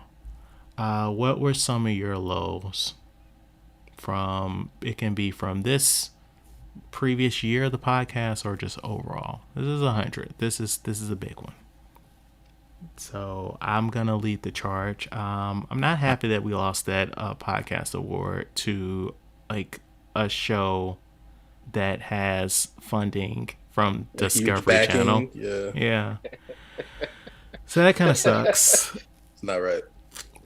Also, I'm sorry if you're listening to this, but some of the guests, like, I'm not happy that your friend came on here and didn't watch the movie, Matt. And like, there's other guests that we've had where like I'm not talking, to be very specific, Fran, I'm not talking about you. I know that there was a extenuating circumstance that one time, but I'm not a fan of people that are like, "Oh yeah, I'll be on your show," and then they're like in the car and shit while we're trying Wait, hold to. on.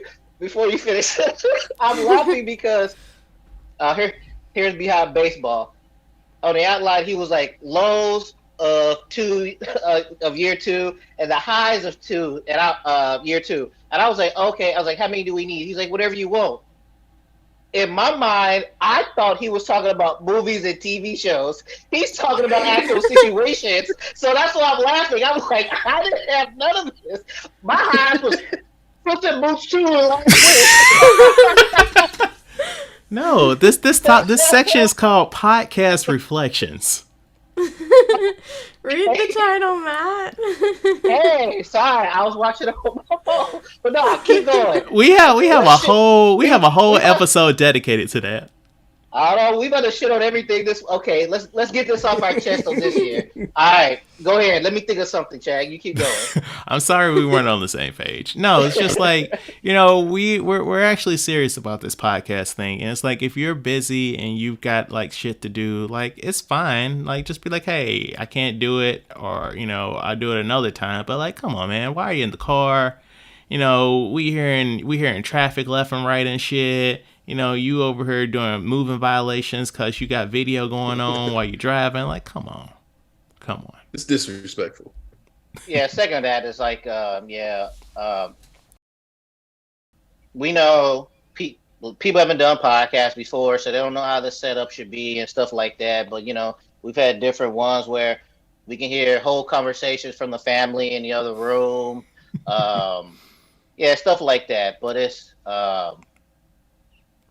people saying, "Oh yeah, they be on," but then things happen and don't be on. Oh my God, I can't tell you how many fucking people we know have ghosted me when I've asked, and they were like, "Yeah, okay," and I'm following up, and then crickets. And I'm then like, no okay. response. Right, that's happened to me too. Oh, I was about to say that person's name, but I'm not. But yeah, where I was like, they were like, "Oh yeah, I'll definitely be on," and then I'm like, "Okay, will this day work for you?" They're like, "Okay," and then like a week. Making sure, hey, what's your email address so I can see the outline? Nothing. Mm-hmm. Yeah, that segues into my low. I was supposed to have my little brother on the show with me. I'm calling him out. The day rolls around, and I'm like, yeah, you didn't do the outline. What's going on? And he's like, outline? And I'm like, from the email from the podcast that you asked to be on. And he was just like, oh, that's today? And I was just like, all right, man. All right, I see what's going on here. So we can get him on, hopefully, at some point. But that's my low. Rachel, you got anything? I can't think of anything. Rachel's too nice. You're too nice of a person.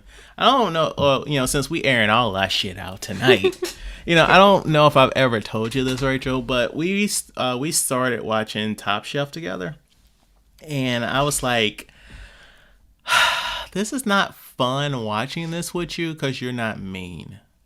Like I was over here shitting on these people, and she's all like, well, they're doing their best. I'm like, okay. Yeah. So we got one episode into it, and I was like, we can do something else. I've been trying to get my brother on and my family on and things like that, right? So I've had practically my whole immediate family on this show, except for my brother, right? Yes. And then I was like, next time, he gave me the runaround. So I was like, all right, never again. We have a ban list. And he was on that. Oh wait! You actually publicly saying that? What are you doing? I thought we was in agreement. You said airing it out. You said you were airing it out. Wait, yes, it is true. We do have a list of people that we will never ask to be on this show. Right, and he was on that list, and then next week, Chad will be out doing. On his adventure, so of course I grabbed my sister Laura and what? It's a family. Is Steve gonna be there? It's Steve, and then but now my brother will be on next week's episode. I don't believe it until I listen to it. I'll put that on. Well, like Jared thought the same thing for his brother, so we will see. We'll see next week. I was about to say, you think he'll be on next week, right? Right. So if he's on, then I can put that on my high. But if not, it's going to be then 100%. This is on for the listeners. I would never ever have my brother on this podcast if he does not do this week. So let's jump to highs. Rachel, you're a positive person. What have your highs been over these last 100 episodes? Well, for me personally, being able to be part of it. And thank you. Yeah, thank you for having me. So, all those people out there who are like ghosting you, you guys, it's fun. Like, you should get on this. But, This is true. This is yeah. true. Jared? Oh, I thought, Rachel, you done? Yeah, I think I'll be short and sweet. I thought she was gonna be like, oh yeah, thank you everybody for all the people who like listening to my voice. I really came out of my shell on this show because I thought I didn't like the sound of my voice. I didn't like talking, but look at me now. But, you Yes. know. My high is just, it isn't really specific, but it's just the consistency for me. I know every week when I open my podcast app, I'm gonna see the pod in there. I get bonus episodes. All of that to me is a high. So I think it's cool that you guys are consistently putting out the content on a good schedule, giving us treats here and there. So I think that's great. I've like 2 or 3 people that I went to high school with. They had sports podcasts. 6 episodes, no more. Yeah, 8 episodes, no more. Yeah, I was gonna look the stat up because it's like it is a low number. It's a single digit number of like how many episodes like most podcasts, you know. Yep. So most people they started, they have big plans, and then they just kind of fizzle out. But you guys are at 100, and you still going strong. So that's my high.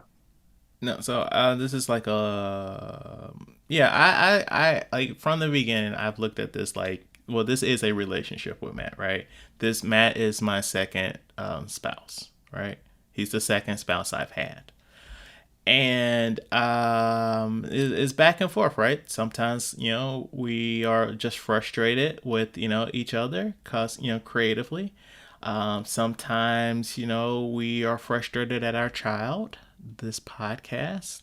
But at the end of the day, you know, somebody's got to push the other person. Most of the time, that's me pushing Matt, but Matt's pushed me a few times. And so, you know, you need that motivation. You need a partner that's going to be that inspiration. Right. I second that relationship because I get text message and Chad sent me something, whatever, and I start laughing. And then my wife be like, what you laughing at? I'd be like, my boyfriend just sent me a message. I'm just a boyfriend? Oh, we built this empire and I'm just your boyfriend. Hey man, this money hasn't rolled in to make you my husband yet. I need that money. That's she'd be like, and when I say that, she knows it's you.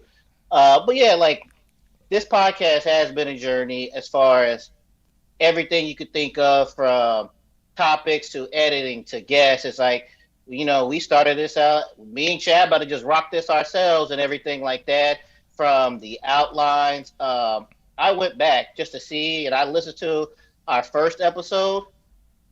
I kept thinking, where's the segues? Where's the outlines? I was like, we were just rambling on for like minutes on end. I was like, I kept saying, somebody get this shit back on track. also, like the unedited version of that first episode is over 3 hours long. Wow.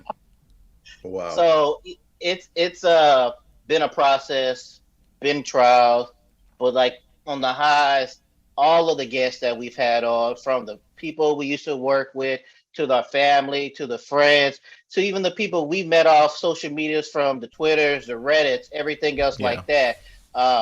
One thing that has been good for for me is this podcast is meeting new people. Yeah. Look, Rachel. Yeah. I love Rachel. I would never have met Rachel without this. Well, maybe I would have met Rachel without this podcast, but I feel like I know Rachel better with this podcast. Right. So it's just meeting new people with this podcast, and also the whole talking thing about just talking to random people. If you would have been like, before this podcast, hey, you want to talk on camera to this random person, I would be like, no, I don't want to do that. You'd be self-conscious of things. Right. Well, I'm just saying for a situation. But now, you know, we get guests. Like Chad's done all the introductions, meeting is set up. and I don't show up to recording time, and then I have a full blown conversation with random people, different gender identities, top like everything in between. We just Podcast hosts and stuff as well. right, and we just through 100. We say 100 episodes because that's where the main one is. But we've done bonus and other ones like Yeah. that, where it's like 116. It's a lot. Like we've done Right, 9 minis and we've done a lot of regular bonus episodes too. So yeah, right. it's like So 115, 116, somewhere around yeah, there. it's like right. So we've done this a lot to where conversationally I can hop on and be like, who do we got right now? We got whoever on, and I can jump Yeah. on and have a full blown conversation, an hour and a half conversation about movies and things with somebody who I don't know. Um, and yeah, and also yes, going back to like Chad, thank you, I appreciate you. I know there's times where I'm like, you have to motivate me because I'd be like, I don't want to get up at 8 o'clock in the morning on a Sunday to do this, and I have to rearrange my schedules and everything else like that. But I told you I was going to do this. We gonna do this and make these sacrifices. I know you're doing this on every week, a Saturday night, stuff like that. Yeah, I We forgot to put that in my lows because like I fucking hate giving up my Saturday nights. right.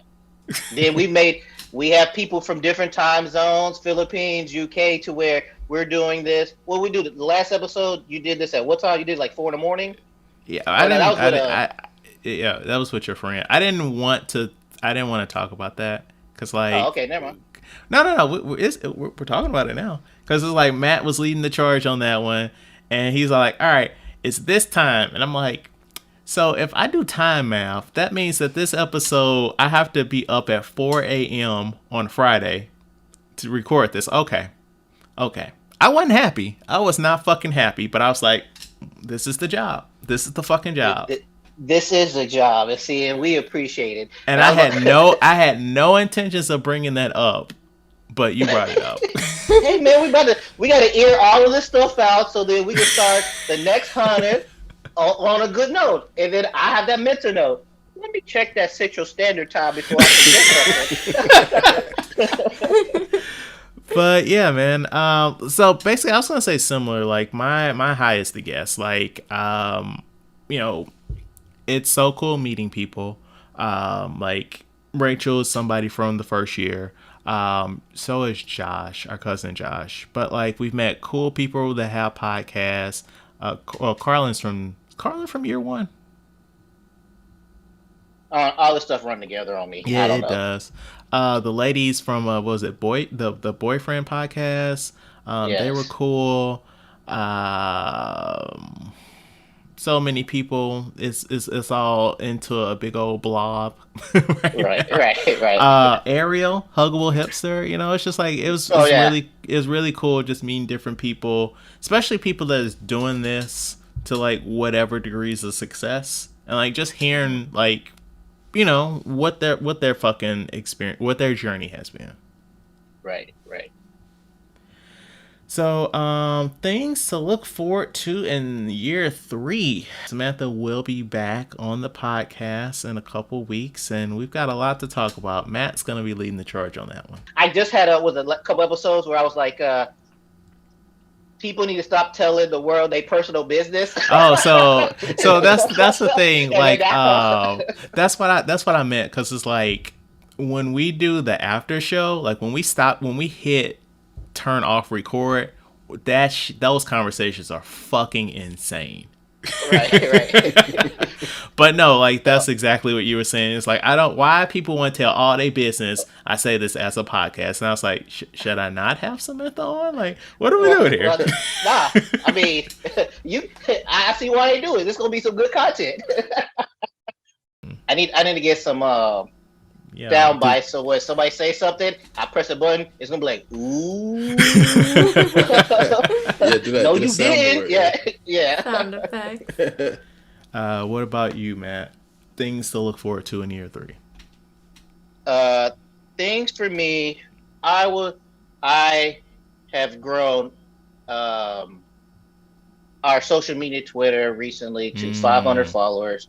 That's a big accomplishment for us. Thank you for that, Matt. Good work. I would like to grow our YouTube channel to those amounts. So I guess year 3 is I like to focus more, do more with our social media, and definitely do more with our YouTube. It's like the main focus is I got to figure out how to grow that, get that out there more, get more eyes and followers on our YouTube channel. So, since you guys listen to most of the episodes, is there anything you guys want to see from us in year 3? I've got nothing. Yeah, I think you guys are killing it right now. So yeah, I'd like to see you win that award. Oh yeah, we're gonna. Oh yeah, that's right. I forgot about that. Me too. We're going for it this year. We're going back for it. Yeah. Hey, I'll be there voting for you again.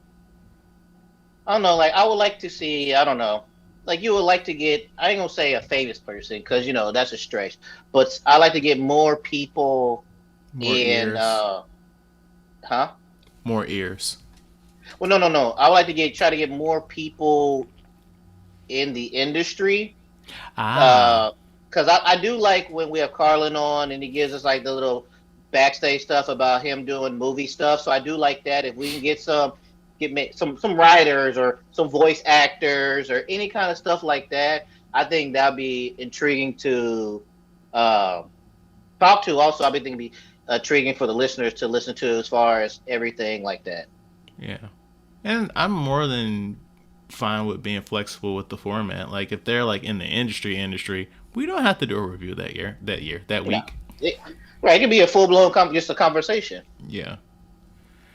But all right, so we're stretching this out. We're coming around 2 hours. I pulled a couple clips out that I wanted to share with you guys. Thought they were kind of fun and funny. So I've got 4 clips. We're gonna do 3 clips. One of which is from the very first episode we recorded. We call that episode 0 because like it's a mess. If you thought episode 1 was all over the place, this episode's all over the place. And then I've got 2 clips from Rachel's first episode. And like the thing was, I was really listening back to a lot of episodes that featured Jared. And my thing with that is like when Jared came on, that's when we started putting like clips from YouTube, clips onto like social media. So like your good shit is already out there, but like some of Rachel's classic stuff, it's still in the vault. Like I can't tell you how many we really got some engagement on that video where I was like, oh, Rachel, when you have to tell people interesting things about yourself, just say you have diabetes. That got a lot of fucking engagement. But yeah, so all right, so I'm sharing my screen right now, guys. All right, so this is from episode 0. Baseball player he was on his video games and he called somebody the C word. Oh no, it was a football player. They said it was an Asian derogatory word, and I'm like, because I'm thinking of that one C word. I'm like, that's not derogatory to Asians. So I'm like, what is that word? Oh, the CH word. Oh, sorry, G. It started with a G. My bad. Against Asian people? Yeah. What word is G against Asian people? So you're right. So I'm like, what is that word? I'm like, what word is that? So then like, of course, now I got to read through all the Twitter shit to be like, figure out what is that word. The word is. Oh yeah, that's right. So I was like, oh, who is using that word in 2021? I was like, what is going on here? Please, I like how you edit that. we don't look. One of the first things we tell people when they come on board, we do not do slurs here, okay? If you can guess that word, please do not comment about it. And if you can guess that word, why you know that word? Exactly. All right, and then we got saw how Saguchi the other day. Look at the young Rachel. Good. Lady Gaga will win an Oscar for it, but it is not good. Is she just a full-blown actress now? Does she still sing or make albums? That's a good question. Okay, so I just want to say that she went to acting school before she was a singer.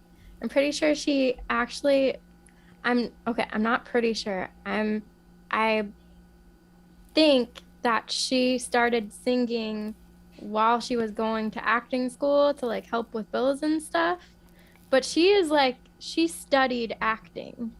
So this whole her coming out of the blue being a good actress, like I don't believe it, because she like got into an acting school and graduated from it, as far as I know. When she was going around talking about A Star Is Born with Bradley Cooper, she was saying how like he took a chance on her and blah blah blah, and I was just like, I saw in her background that she went to acting school, and I'm like, what are you talking about? Like, yes, the public knows you as a singer, but you graduated from acting school. Like, it's I mean, I don't know. I just think that steam ran out. it did. I think people are giving. I think that. Yeah. Well, you know what's funny about this is you could tell she's fired up, but her voice didn't raise at all, though. Rachel was like, nah, fuck that. She went to acting school, but it's like her voice never raised, but you can still tell that she was heated. Okay, well, first of all, I want to say I don't think you can rightfully say that you hate musicals when you haven't seen one live. I think the energy is completely different, and I think that's the same for sports games. When you're watching a sport on TV, it doesn't have the same feel as when you're sitting in a crowd in a stadium. There's a completely different feeling when you go to a concert versus when you listen to the album in your house. It just has a different feel when you're like home watching on a screen, Banging on the table and like, shit. going Making that out point. and actually being there in person. But I do like the engagement, the back and forth. Usually people are shy on the podcast. I appreciate that. But no, I'm not even gonna lie. Like, I was very surprised that she's gonna come this hard, because like leading up to this, she's like, I don't know, I don't really talk a lot, but she's like, now you listen here, motherfucker. Musicals are life. I'm very struck that nerve with passionate Lady about Gaga at first, and she was like, "No, I'm tired of this shit." And then this motherfucker say he never been to a musical but hated. Fuck that. So yeah, those are both from Rachel's first episode. I trimmed them down, but yeah, look how far you've come, Rachel. Yes. But I think that first episode might have been my most heated episode ever. Look, we had Just to so test you know, you are right about musicals, by the way. You are right about that. Yes, thank you. I agree with myself. I don't know what me on that episode ended up, but me today, I agree with you. I might love a musical in person. You should test that theory. This is exactly this. We said these exact fucking things 2 years ago. It's all a goddamn circle. That means it's still true then. One day I want to get to a musical. One day. When you get back home, not when you visit, but when you get back home, we'll figure something out. Right. And then you'll tell me I was right. Depends on what we see. Well, that's fair. That's fair. It does depend on what you see, but I'm planning on being proven right. I thought about watching Hamilton last weekend. But I don't know if you would like that. Like the streaming version. You would like it live. What is that, Jared? Yeah, I'm not a big fan of Hamilton. That's what I'm saying. Like, live is good, but I don't know how one would feel about watching the Disney Plus recording. Yeah, I don't know if that's the right way to go to sway you into musicals. Right. All right, then forget it. I'll wait till the time comes and I'll watch a live one. Like go see Aladdin or Wicked or something like that. Yeah. That'll really get you into musicals. Although I think fun one for Matt to watch. Not the movie version, but the stage recording of Into the Woods. Because it's got like a lot of like elements of like Disney stuff, even though it's not. It wasn't Disney originally, but you know, I feel like that one might be a good one for Matt. Yeah, I was gonna say I would not go with Aladdin actually, because then he's gonna compare it to the movie. Oh yeah, they changed. That is very different. Yeah, it's very different. It is very different. Oh, really?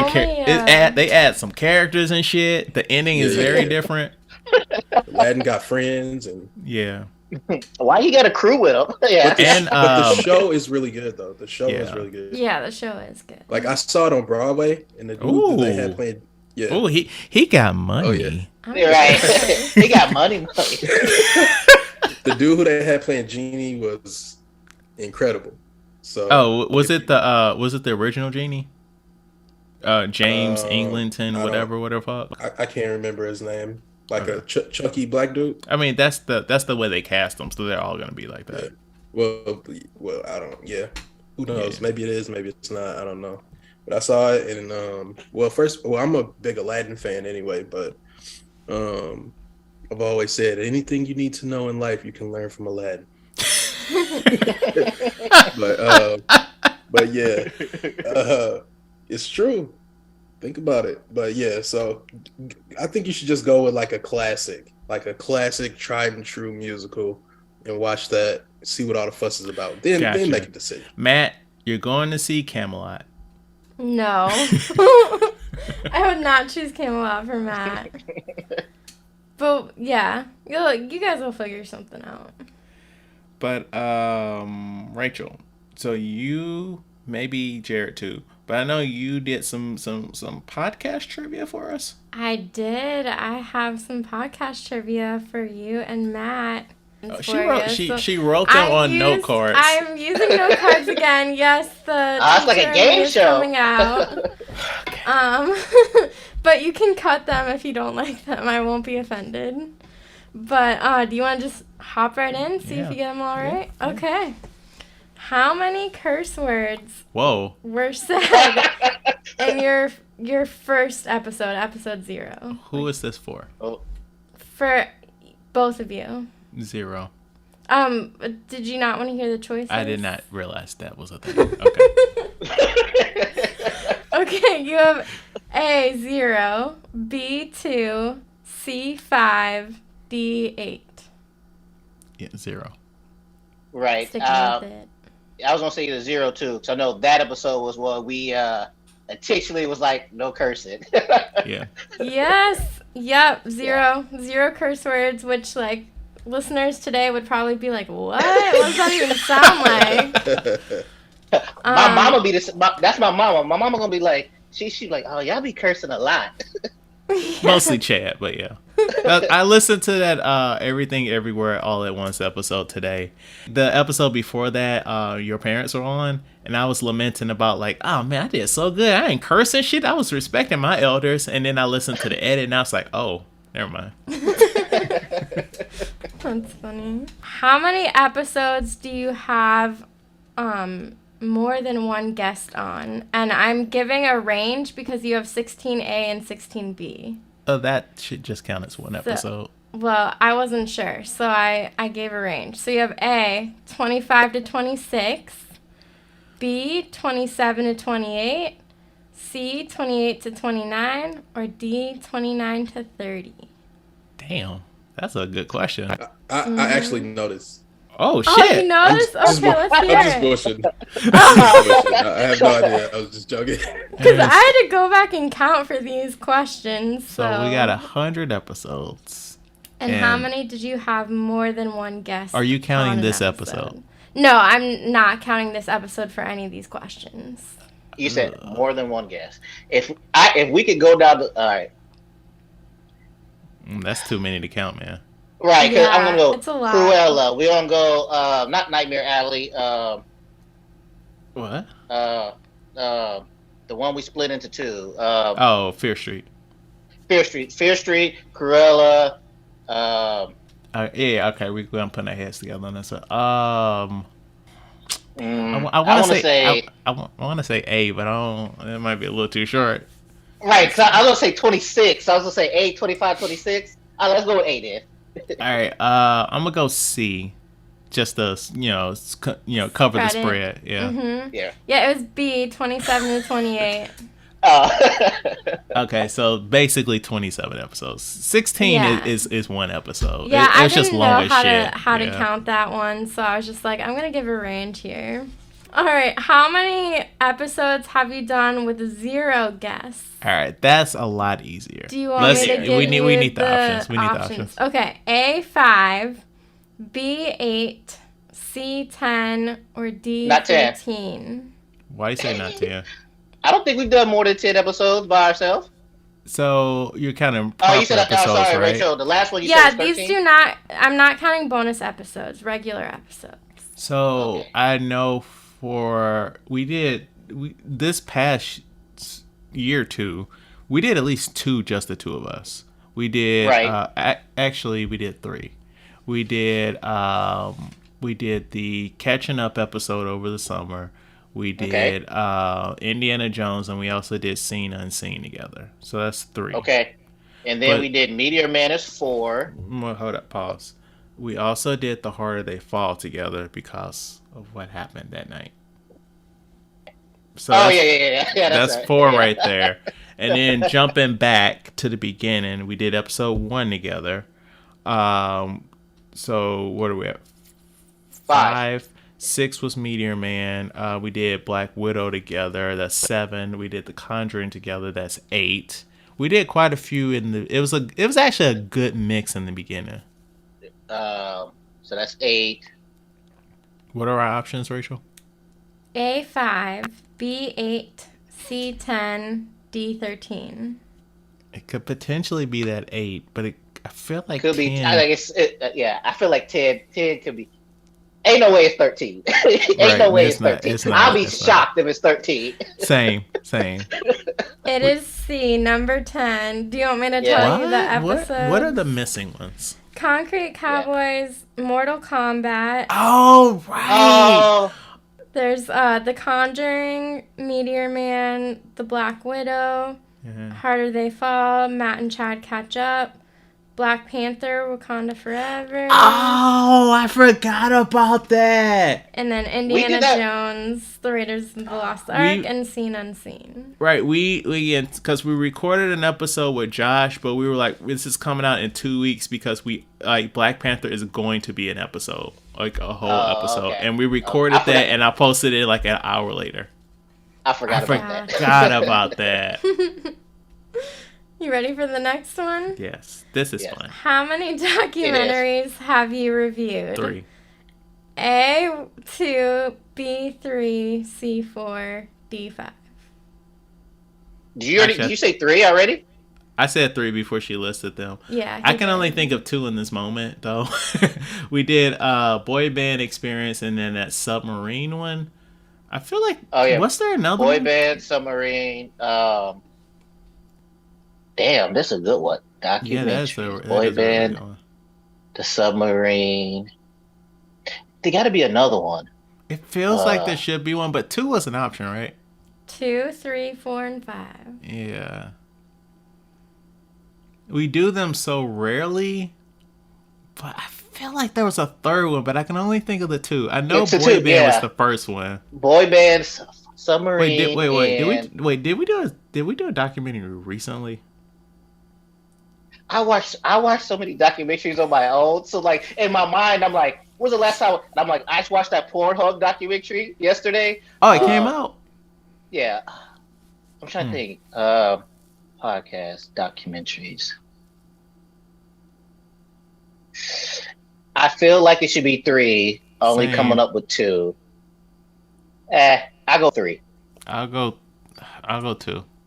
It's 3. You're missing Call Me Miss Cleo. I told you we did one recently. I just couldn't wait, remember what what it was was. Call Me Miss Cleo. Oh yes. Yeah, I was like, my mind was like, it's 3, but I couldn't remember what it was. All right. How many animated movies have you reviewed, not including hybrids? So not Space Jam, not Space Jam also. Not the second Space Jam, and not the Chip and Dale. Rescue Rangers. So the first one we did was episode 2. What do you want? Do you want your options? That was that something anime. in the witch. Something in the witch, right? Earwig. Yeah, Earwig in the witch. Oh wait, hold on. Can you list the numbers? Yeah. A9, B10, C12, D13. Why are those numbers so high? You've done a lot of animated movies. Earwig, Your Name. The one, the bad guys. That's 3. Bad guys. Wait, what's the second one you said? We just did it. Your Name. Okay, Your Name. The bad guys. Oh, Rachel. 8 Crazy Nights. My first 8 Crazy Nights. Animated. So animated. There got to be some hit animated movies that came out. Yeah, One was Oscar nominated. Oh, Turning Red. Red. And Luca. Luca 6. But the first one was 10, wasn't it? The first option is 9. God damn. You got 9, 10, 12, and 13. Oh, okay.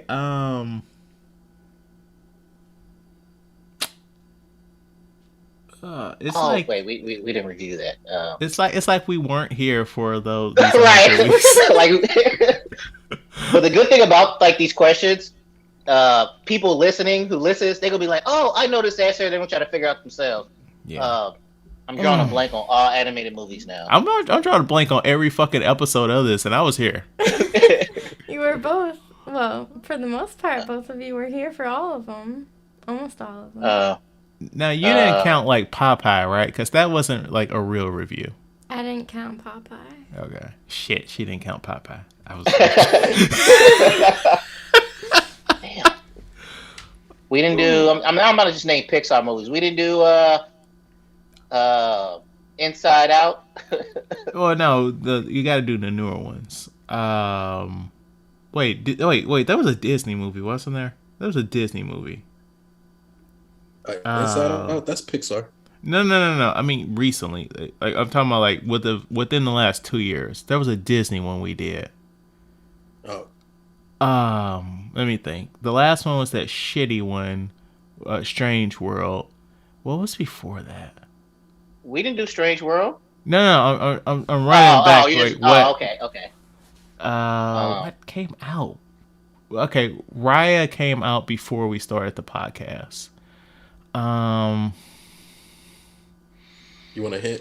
Yeah. What you got, Jared? Well, actually, I don't know if this is it, but it's a spin-off. Is it a spin-off animated movie? A spin-off? The fuck you talking about? One could say a prequel. I don't know if you even did this movie. Lightyear? Is that what Fuck no, we didn't do that bullshit. I didn't do it. No, like a Disney proper movie. Disney animated.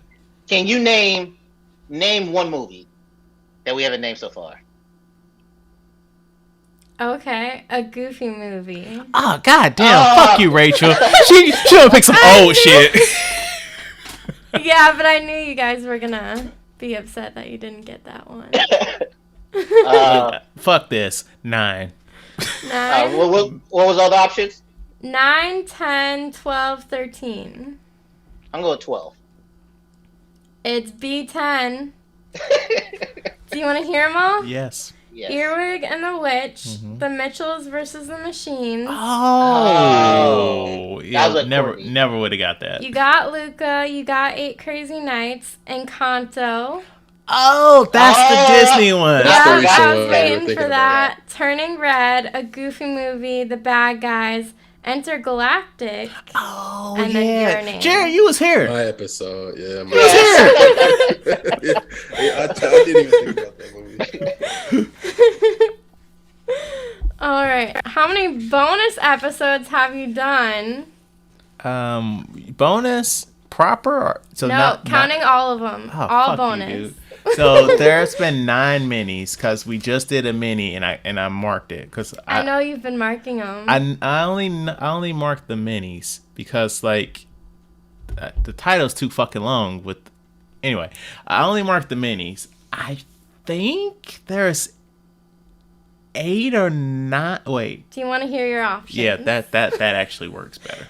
A 13, B 15, C 17, or D 18. It's 18 because you already subtract the 9, right, for the minis. So then, how many do you think you have past the minis? Yeah, I'm saying it's 9 and 9. 9 and 9. Yeah. Matt, what's your answer? What'd you say it was? Chad said it was 18. Your options are 13, 15, 17, and 18. Because if we think of like mini bonus episode propers, like you've got stuff like I was there for all of them too. Shit. Tip of my tongue here. You have Avatar. That's a mini. So the way that I designate them, if they're 30 minutes or less, they're a mini. Anything over that is a So like my cousin and I, we did that like Apple episode. There was that one. I don't know if this was a mini or not, but with Steve and Laura, it was a cut segment. Yeah. Yeah. Oh, there's one with Jared where we did the San Diego Comic-Con recap. There was the Thor review. Yeah. I'm not sure where they fall, but I'm confident that it's 18. All right, if you're confident, I wrote. I'm about to be Tricarian. Let me go with 17. It is 15. Wait, what? 15. We've got Will Smith Oscar slap, The Unbearable Weight of Massive Talent, The Black Phone, Top 3 Black Movies, Thor Love and Thunder, Marvel Comic-Con announcements, when you were nominated for an award, the Apple event, the Black Adam review, remaking 90s movies, November holiday movies, Avatar 2 The Way of Water, Matt's review, Oscar 2023 nomination reactions, rom-coms through the decades, and then the Oscar 2023 results. I wouldn't have got that. Oh, man. A lot of those I don't even remember because I probably wasn't on them. That one. All right. Just a couple more left. What is your shortest regular episode length? And I'll give you your options. You gonna say a timestamp or a episode name? Timestamp. Ooh, if you would have said episode, we would have got that. All right, just to say it. Oh, what episode is it? I don't know the number, but I bet you it was just me and Chad on it. And wait, didn't we do one that was really short a couple of months ago? It was with Cody. What We Do in the Shadows. It wasn't that was one. short. It was a short one. Oh wait, that's not. It's the Conjuring 3. No, it wasn't that one. Cause I know that was a short episode. Like We that just- was we like just- 40-ish minutes.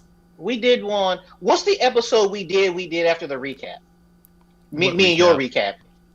recap. Recap of what? I mean, me and you getting back to each other. Whatever episode we call that. Oh, catching up. up. What episode was? Oh, no. Did we catch up just for me to go back out of town? Maybe, I don't know. 'Cause Because I we went long on that episode, and I could have swore the next episode. Wait, was both of us on this episode?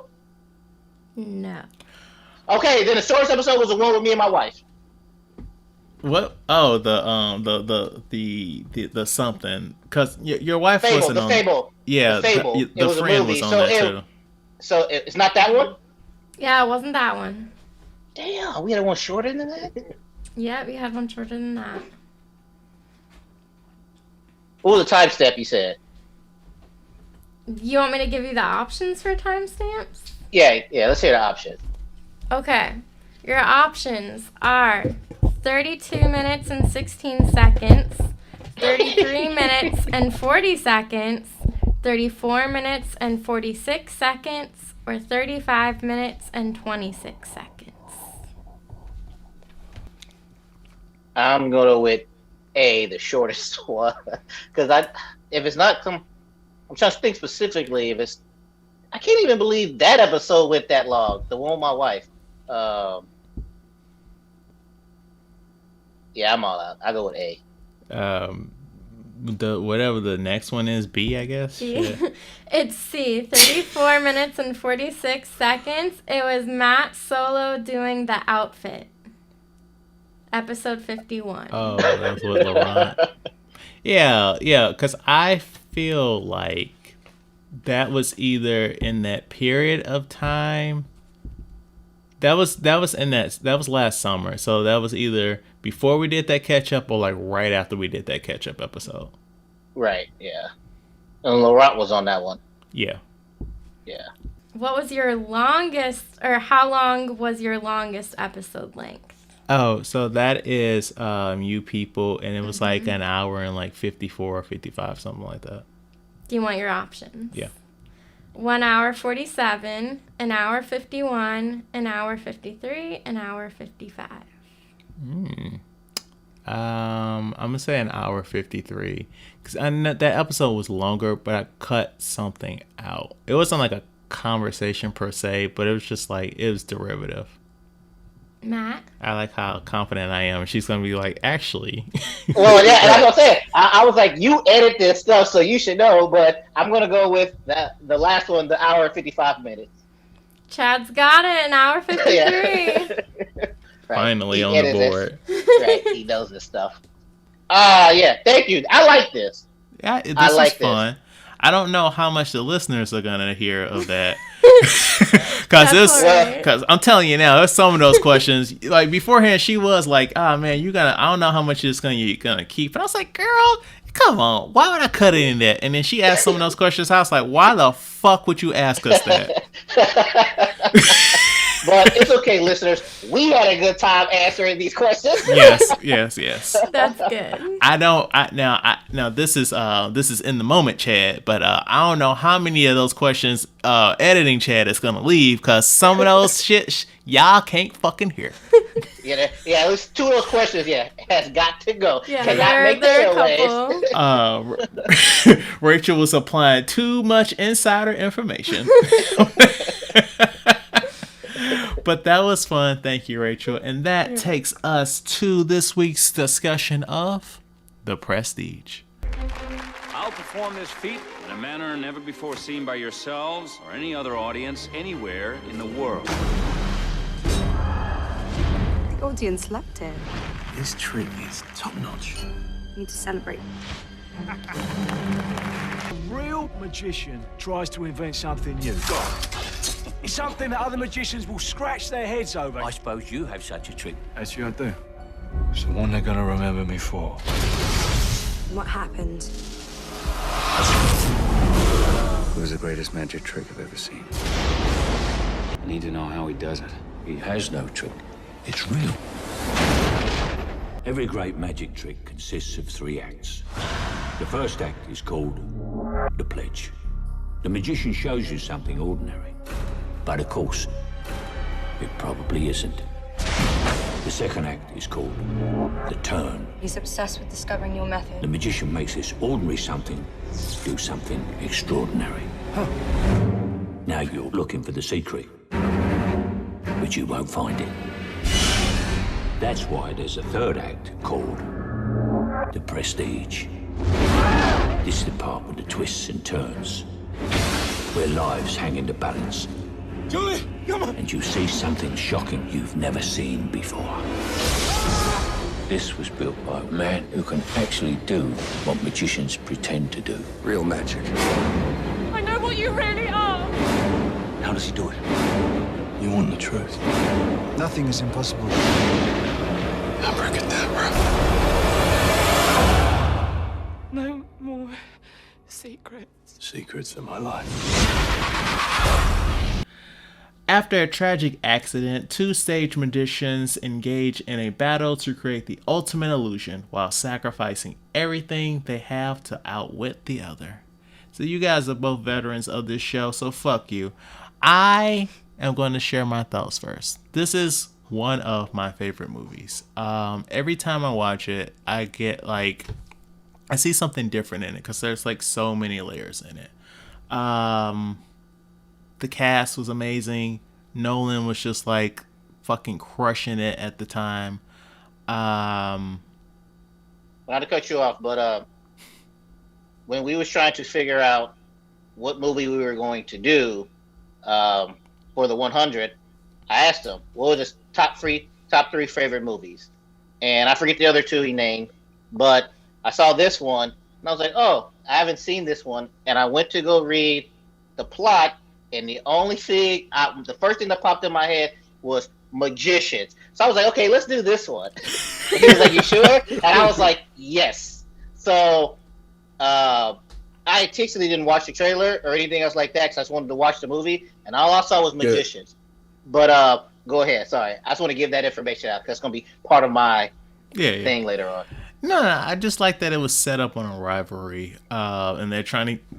Excuse me. It's set up on a rivalry, and they're trying to get each other back. But honestly, if we can all just be honest for a second, like Christian Bale, you literally killed that man's wife. You gotta give him a fucking pass. Like, you can't be like, you shot my fingers off. Now I'm gonna come at you. You killed his fucking wife. What are you doing, bro? Like, no, you don't. You literally don't have a fucking leg to stand on. His wife is dead because of you. You need to just be like, I don't have fingers now, and I'm gonna keep it moving. But just as someone that has seen the movie multiple times, it's just like so like the whole thesis statement of the movie is like it's all in front of you. You just have to be willing to see it. And it's just like the movie is screaming the answer to you the entire time. And it's just like, will you just listen to me? This is the answer right here, guys. And you're like, but I wonder what the answer is. But it's so good. It's so good. Jared, have you seen you've seen this movie before, right? Yeah, I've seen it probably 20 times. Okay. It's definitely in my probably top 3 to top 5 all-time favorites. So when I read that this was the movie, I was like, perfect movie for episode number 100. I think I would even go as far as to say it's a masterpiece. That's how much I love this movie. It's just everything about it. It's like the time period that it takes place in. You got the rivalry, you got the back and forth, you got the dynamic between Christian Bale and Hugh Jackman. You got Michael Caine, Christopher Nolan, mainstay. I mean, you just can't go wrong. And then you are right. The movie tells you exactly what the answer is. He uses a bloody good double. I know this movie like the back of my hand. Like, right. And then you got the scene of when Christian Bale, he meets his wife and he's doing the magic trick with the birds. Well, not him, but the guy that he's working for. And he's like, but where's his brother? And he, it's like the brother bird gets killed. It's like, it's a whole lot of stuff like that in this movie. That's so smart. Rewatching it, you see everything in a different way after you realize what's going on after you watch it the first time. And I just think it's like masterfully done, masterfully written. I love it. It doesn't get much better than this, like in terms of a movie experience, in my opinion. Like, this is top-notch film quality stuff right here. And my favorite Christopher Nolan movie. Fair enough. Mm-hmm. Rachel, have you seen this movie before? Yes. This is at least the third time I've seen it, so maybe not as much as Jared, but I think it's one that, like, even after you get over the mystery of it, because the first time you kind of don't really know whether to believe it or not. Right. You notice, like, all those little things that, like, when you're going back and watching it again, and it's just so good. It's Yeah, it's really good. I liked being able to notice all the little things Yeah. this time around, and some of the stuff I remembered, and some of them I didn't as much. So it's just always really good. It's always a really good watch. Yeah. And All right. real quick before Chad goes, No, excuse Matt. me, before Matt goes, one thing that I really like about this is like you mentioned Christian Bale killing his wife, right? Mhm. Which I guess technically that's true, even though she gave him a nod saying yes, tie the other But knot. they also So were it's like, not "Hey like- guys, don't do this fucking knot." Yeah, but I mean, she. It don't she matter. okayed Your it for boss, him to your tie boss it. said, "Don't do that shit." Hey, listen, she okayed it. That don't mean shit. I guess you could technically say since he tied that knot, he's at fault. But anyway, that's not even the point that I was the making. problem, that wasn't even Go why. ahead. I mean, yes, Hugh Jackman was mad at that, but what was pissing him off was like every fucking time he'd ask him that, he'd ask the wrong brother, and so he'd be like, "I don't know." That's what I was about to say. That's why he my was point. mad, because it's like, Yeah, motherfucker, just take the accountability. That's the brilliance. That's what I love. That's exactly the point that I was about to bring up. Oh. So when he says which knot did you tie, and he's saying I don't know. He's being legit. He's being honest. He doesn't know. It's the other brother. Like the stuff like that, and you don't love me today, and today you Yeah. mean it when you say I love you. That All of that stuff part. is just genius to me. I love when they put it right in front of you, but you don't see it until later. Like I love all of that stuff. Go ahead, Matt. My bad. Also, like that bit where they are on that first date, and then he's like, "You think this lock can hold? Can keep me Yeah. back?" And she's like, "Yes." And like she closes the door, and he's right there. And like He's as in a there. movie viewer, you're like, "Okay, movie." But then like you know that there's two of them, and you're like, "Oh, Yeah. okay." Yeah.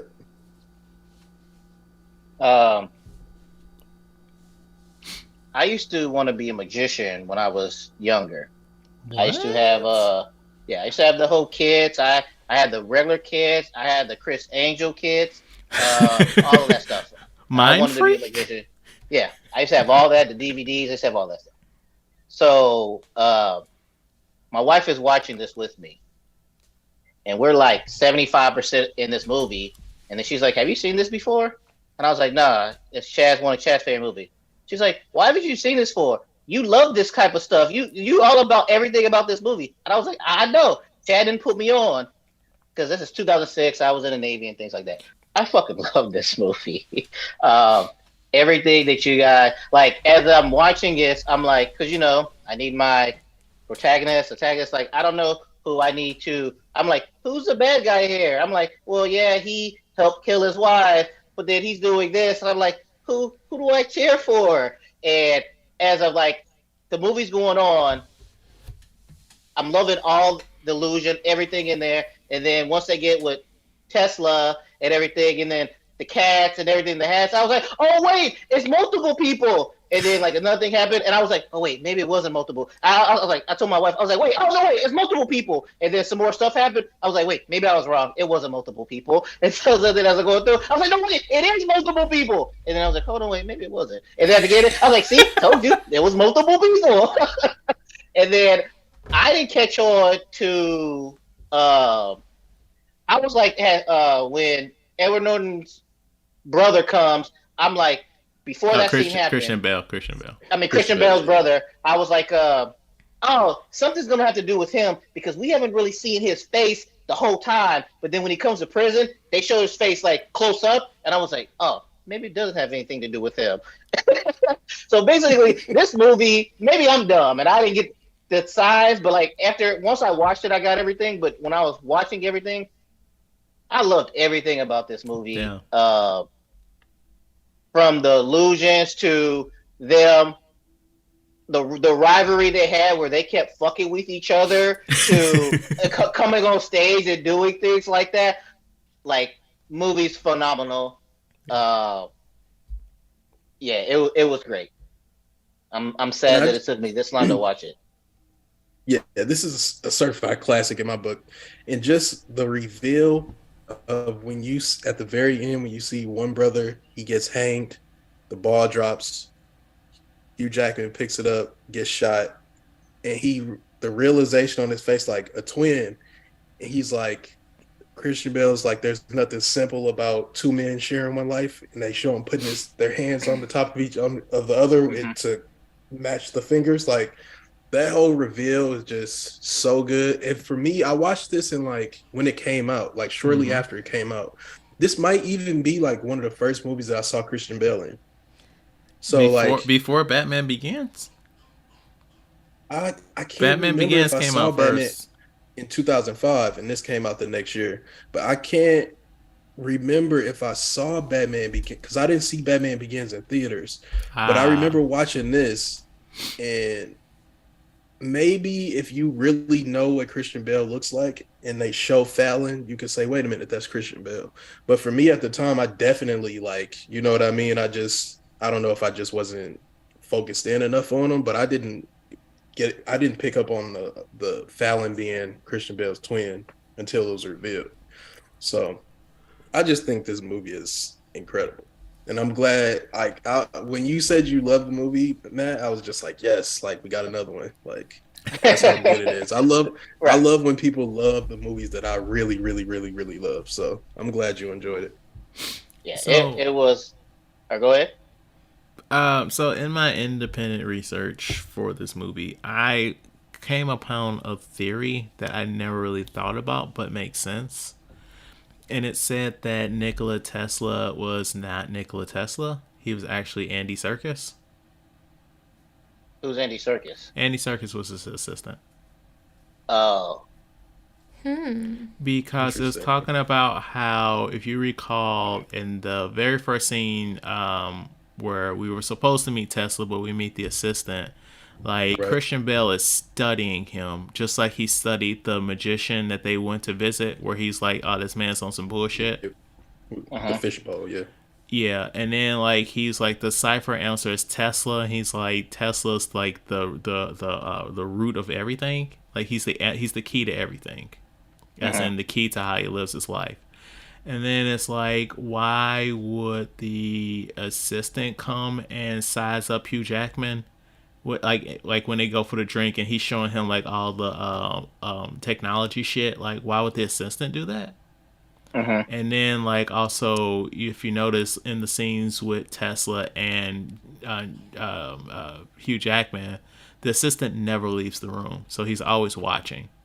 And like when that shit didn't work, like Tesla said nothing, but like old dude, he was like, "Oh yeah, you're gonna need to get the fuck out of here." Right. Yeah. Interesting. I liked Scarlett Johansson in this. Yes. Yeah, I like all the little interesting plots and everything about how, hey, go steal the journal. Oh no, I got the journal for you. He's reading the journal. Oh no, they set me up. Like, I loved all the small pieces in this puzzle, masterfully done.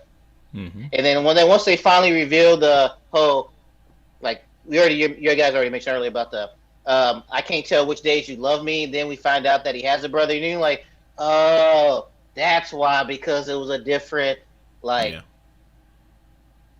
great, phenomenal. Yeah. So this movie's based off a book, and Christopher Nolan took a lot of liberties, so the book is very different from the movie. In a better way or worse way? In a different way. Oh, okay. I'm just saying, like, you could read the book and if you read the book, you're getting an almost entirely different story. What do you guys think the Rotten Tomatoes is on this piece of art? 100%. That's what it should be. I mean, not even Citizen Kane is 100%. I give something high. It's, I don't know 94. what it is, but I don't know, 94. I'll say 95. Oh man, I was gonna go with 95. I guess I'll go with 96. 76. 76? Wow. Hold That's up, let me hear these ridiculous. fucking reviews. And they lost. That's Maybe ridiculous. they didn't watch the same movie. Maybe they read the book. Absurd. With 204 reviews, the audience score was 92 though. Okay. That's But ridiculous. the critics didn't. The critics liked it worse than the audience. I mean, either the critics are fucking paid off, or that audience is stupid. It's one or the other. How many cast members of The Prestige appeared in Marvel or DC movies? I'm not just talking about MCU or DCEU. A, 4, B, 6, C, 7, or D, 8? Scarlett Johansson, Hugh Jackman, Michael Alfred, Caine. Yeah. Michael Caine. Andy Serkis. Andy Serkis. That's 4. Who else am I missing? I'm gonna go with 4. I'm gonna guess 6. Wait. What? Scarlett Who's it for? Johansson, Pulling Hugh it back. Jackman, Christian Bale, Andy Serkis, Michael Caine. That's 5. Oh, that's 5. That's 5. So it's not 4. Who we're missing?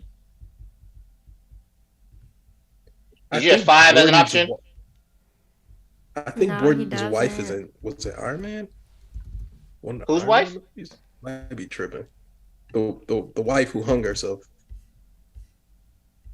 That might be tweaking. I'm drawing a blank on her name. Yeah, I can only think of the character's name. Was Hugh Jackman's wife anybody? So that actress is Piper Perabo, and what I will say about her is, like, as an actress, I respect the shit out of her because she consistently picks interesting roles. Like, she doesn't chase money. Like, she picks stuff that. Now, I'm not gonna say challenges her, but she picks interesting roles. So part of me feels like she probably comes from money to have that freedom. But I like most of the shit that she's in. But no. She had a USA show like Covert Affairs. Covert Affairs. All right, then I go with 5. Then that's not an option. That's why I went with 6. Well, what's above 5? 6. I'll go with 6 then. 4, 6, 7, 8. I go with 6. Oh, she was in Looper. I'll go 6. Okay, so Christian Bale not only was Batman, but he's also Gore. Yep. But that's only one. That counts as one. Michael Caine, Hugh Jackman, Andy Serkis, and lastly, Rebecca Hall was in Iron Man 3. Yep. Oh. 6. Yeah, that's why I did that. Because, like, I didn't think y'all were, well, Jared would have remembered it. But if he wasn't here, y'all wouldn't have remembered about Andy Serkis. No. Because when I saw him come up, I was like, what's up? What's good, Claw? Well, actually, I was like, what's good, Gollum? But, Yeah. All right. So I started doing, like, trivia dump, and then I got tired, and I never came back to this. But, so the main character's initials spell Abra, as in abracadabra. You got Alfred Borden and Robert Angier. ABRA. That's clever. I never knew that. And the only other one I have is when Alfred is in prison, his inmate number is D23. This movie was distributed by Touchstone Pictures, which is a subsidiary of Disney. D23 stands for Disney 1923. That is when the company was first started. Nice. That's all I wrote because I started doing it and then I was like, I'm tired. But yeah, we've come to the end here. The unedited is 3 hours. No idea what this is going to edit down to. But Rachel, Jared, thank you so much for doing this with us. It's very late. We started late because of me, and I appreciate everybody bearing with me. Appreciate you doing some trivia for us, Rachel. Appreciate the new album art, Jared. It's always a pleasure when you guys come through. Would have been an even better experience if Rachel did all her homework, but appreciate it. Appreciate it. What would you guys like to plug before we get out of here? You can follow me on Instagram at Jared, JARED _ France, France. I guess my letterboxed. Oh, yeah, there you go. What's your letterbox? That's a good question. Damn, Rachel, how you gonna be like, all right, y'all, follow your girl? I don't know how, but you know. Yeah, I'm not used to plugging myself, so or plugging anything at the end. We'll see if I can find it while you're still looking stuff up. Yes. No, my phone's not loading. On Letterboxd, I feel like it's Rachel Elephant or something. That feels right. Yeah. Yeah, Rachel Elephant. But the ELs run together. Yeah. Oh damn! You gave Triangle of Sadness 2.5 stars. It was that good, huh? I was not a fan. See, I intentionally not. I don't put my letterbox in for the movie we do to after we do the movie, because one day I was going there for one movie and I saw Chad already gave it a star and I was like, damn, I already know how he feels about this movie. So now I don't look at it the week that we do a movie. Yeah. I don't know when Chad watches his movies. That's fair. I mean, I try to just throw that shit on there as it happens because I'd be forgetting the log stuff. And that's important at the end of the year. Thank you for listening. Please rate, like, and review our podcast on your platform of choice. If you have any feedback, please email us at weusetotalkpod@gmail.com, like our Facebook page. We used to talk about this at work, and follow us on YouTube, Twitter, Instagram, and TikTok at We Used to Talk Pod. Follow me on Letterboxd at BOW1213 and Matt at Mr. King 0257. That what? Mr. King 0257. Join us next week as we discuss Cocaine Bear. And like always, I don't know if this was a good episode. I don't know if it was a bad episode. But whatever you think about it, talk about it at work. Thank you for listening to 100 plus episodes. It's been a journey, and we hope to give you another 100. Yeah, wait. I know we was just going to stop.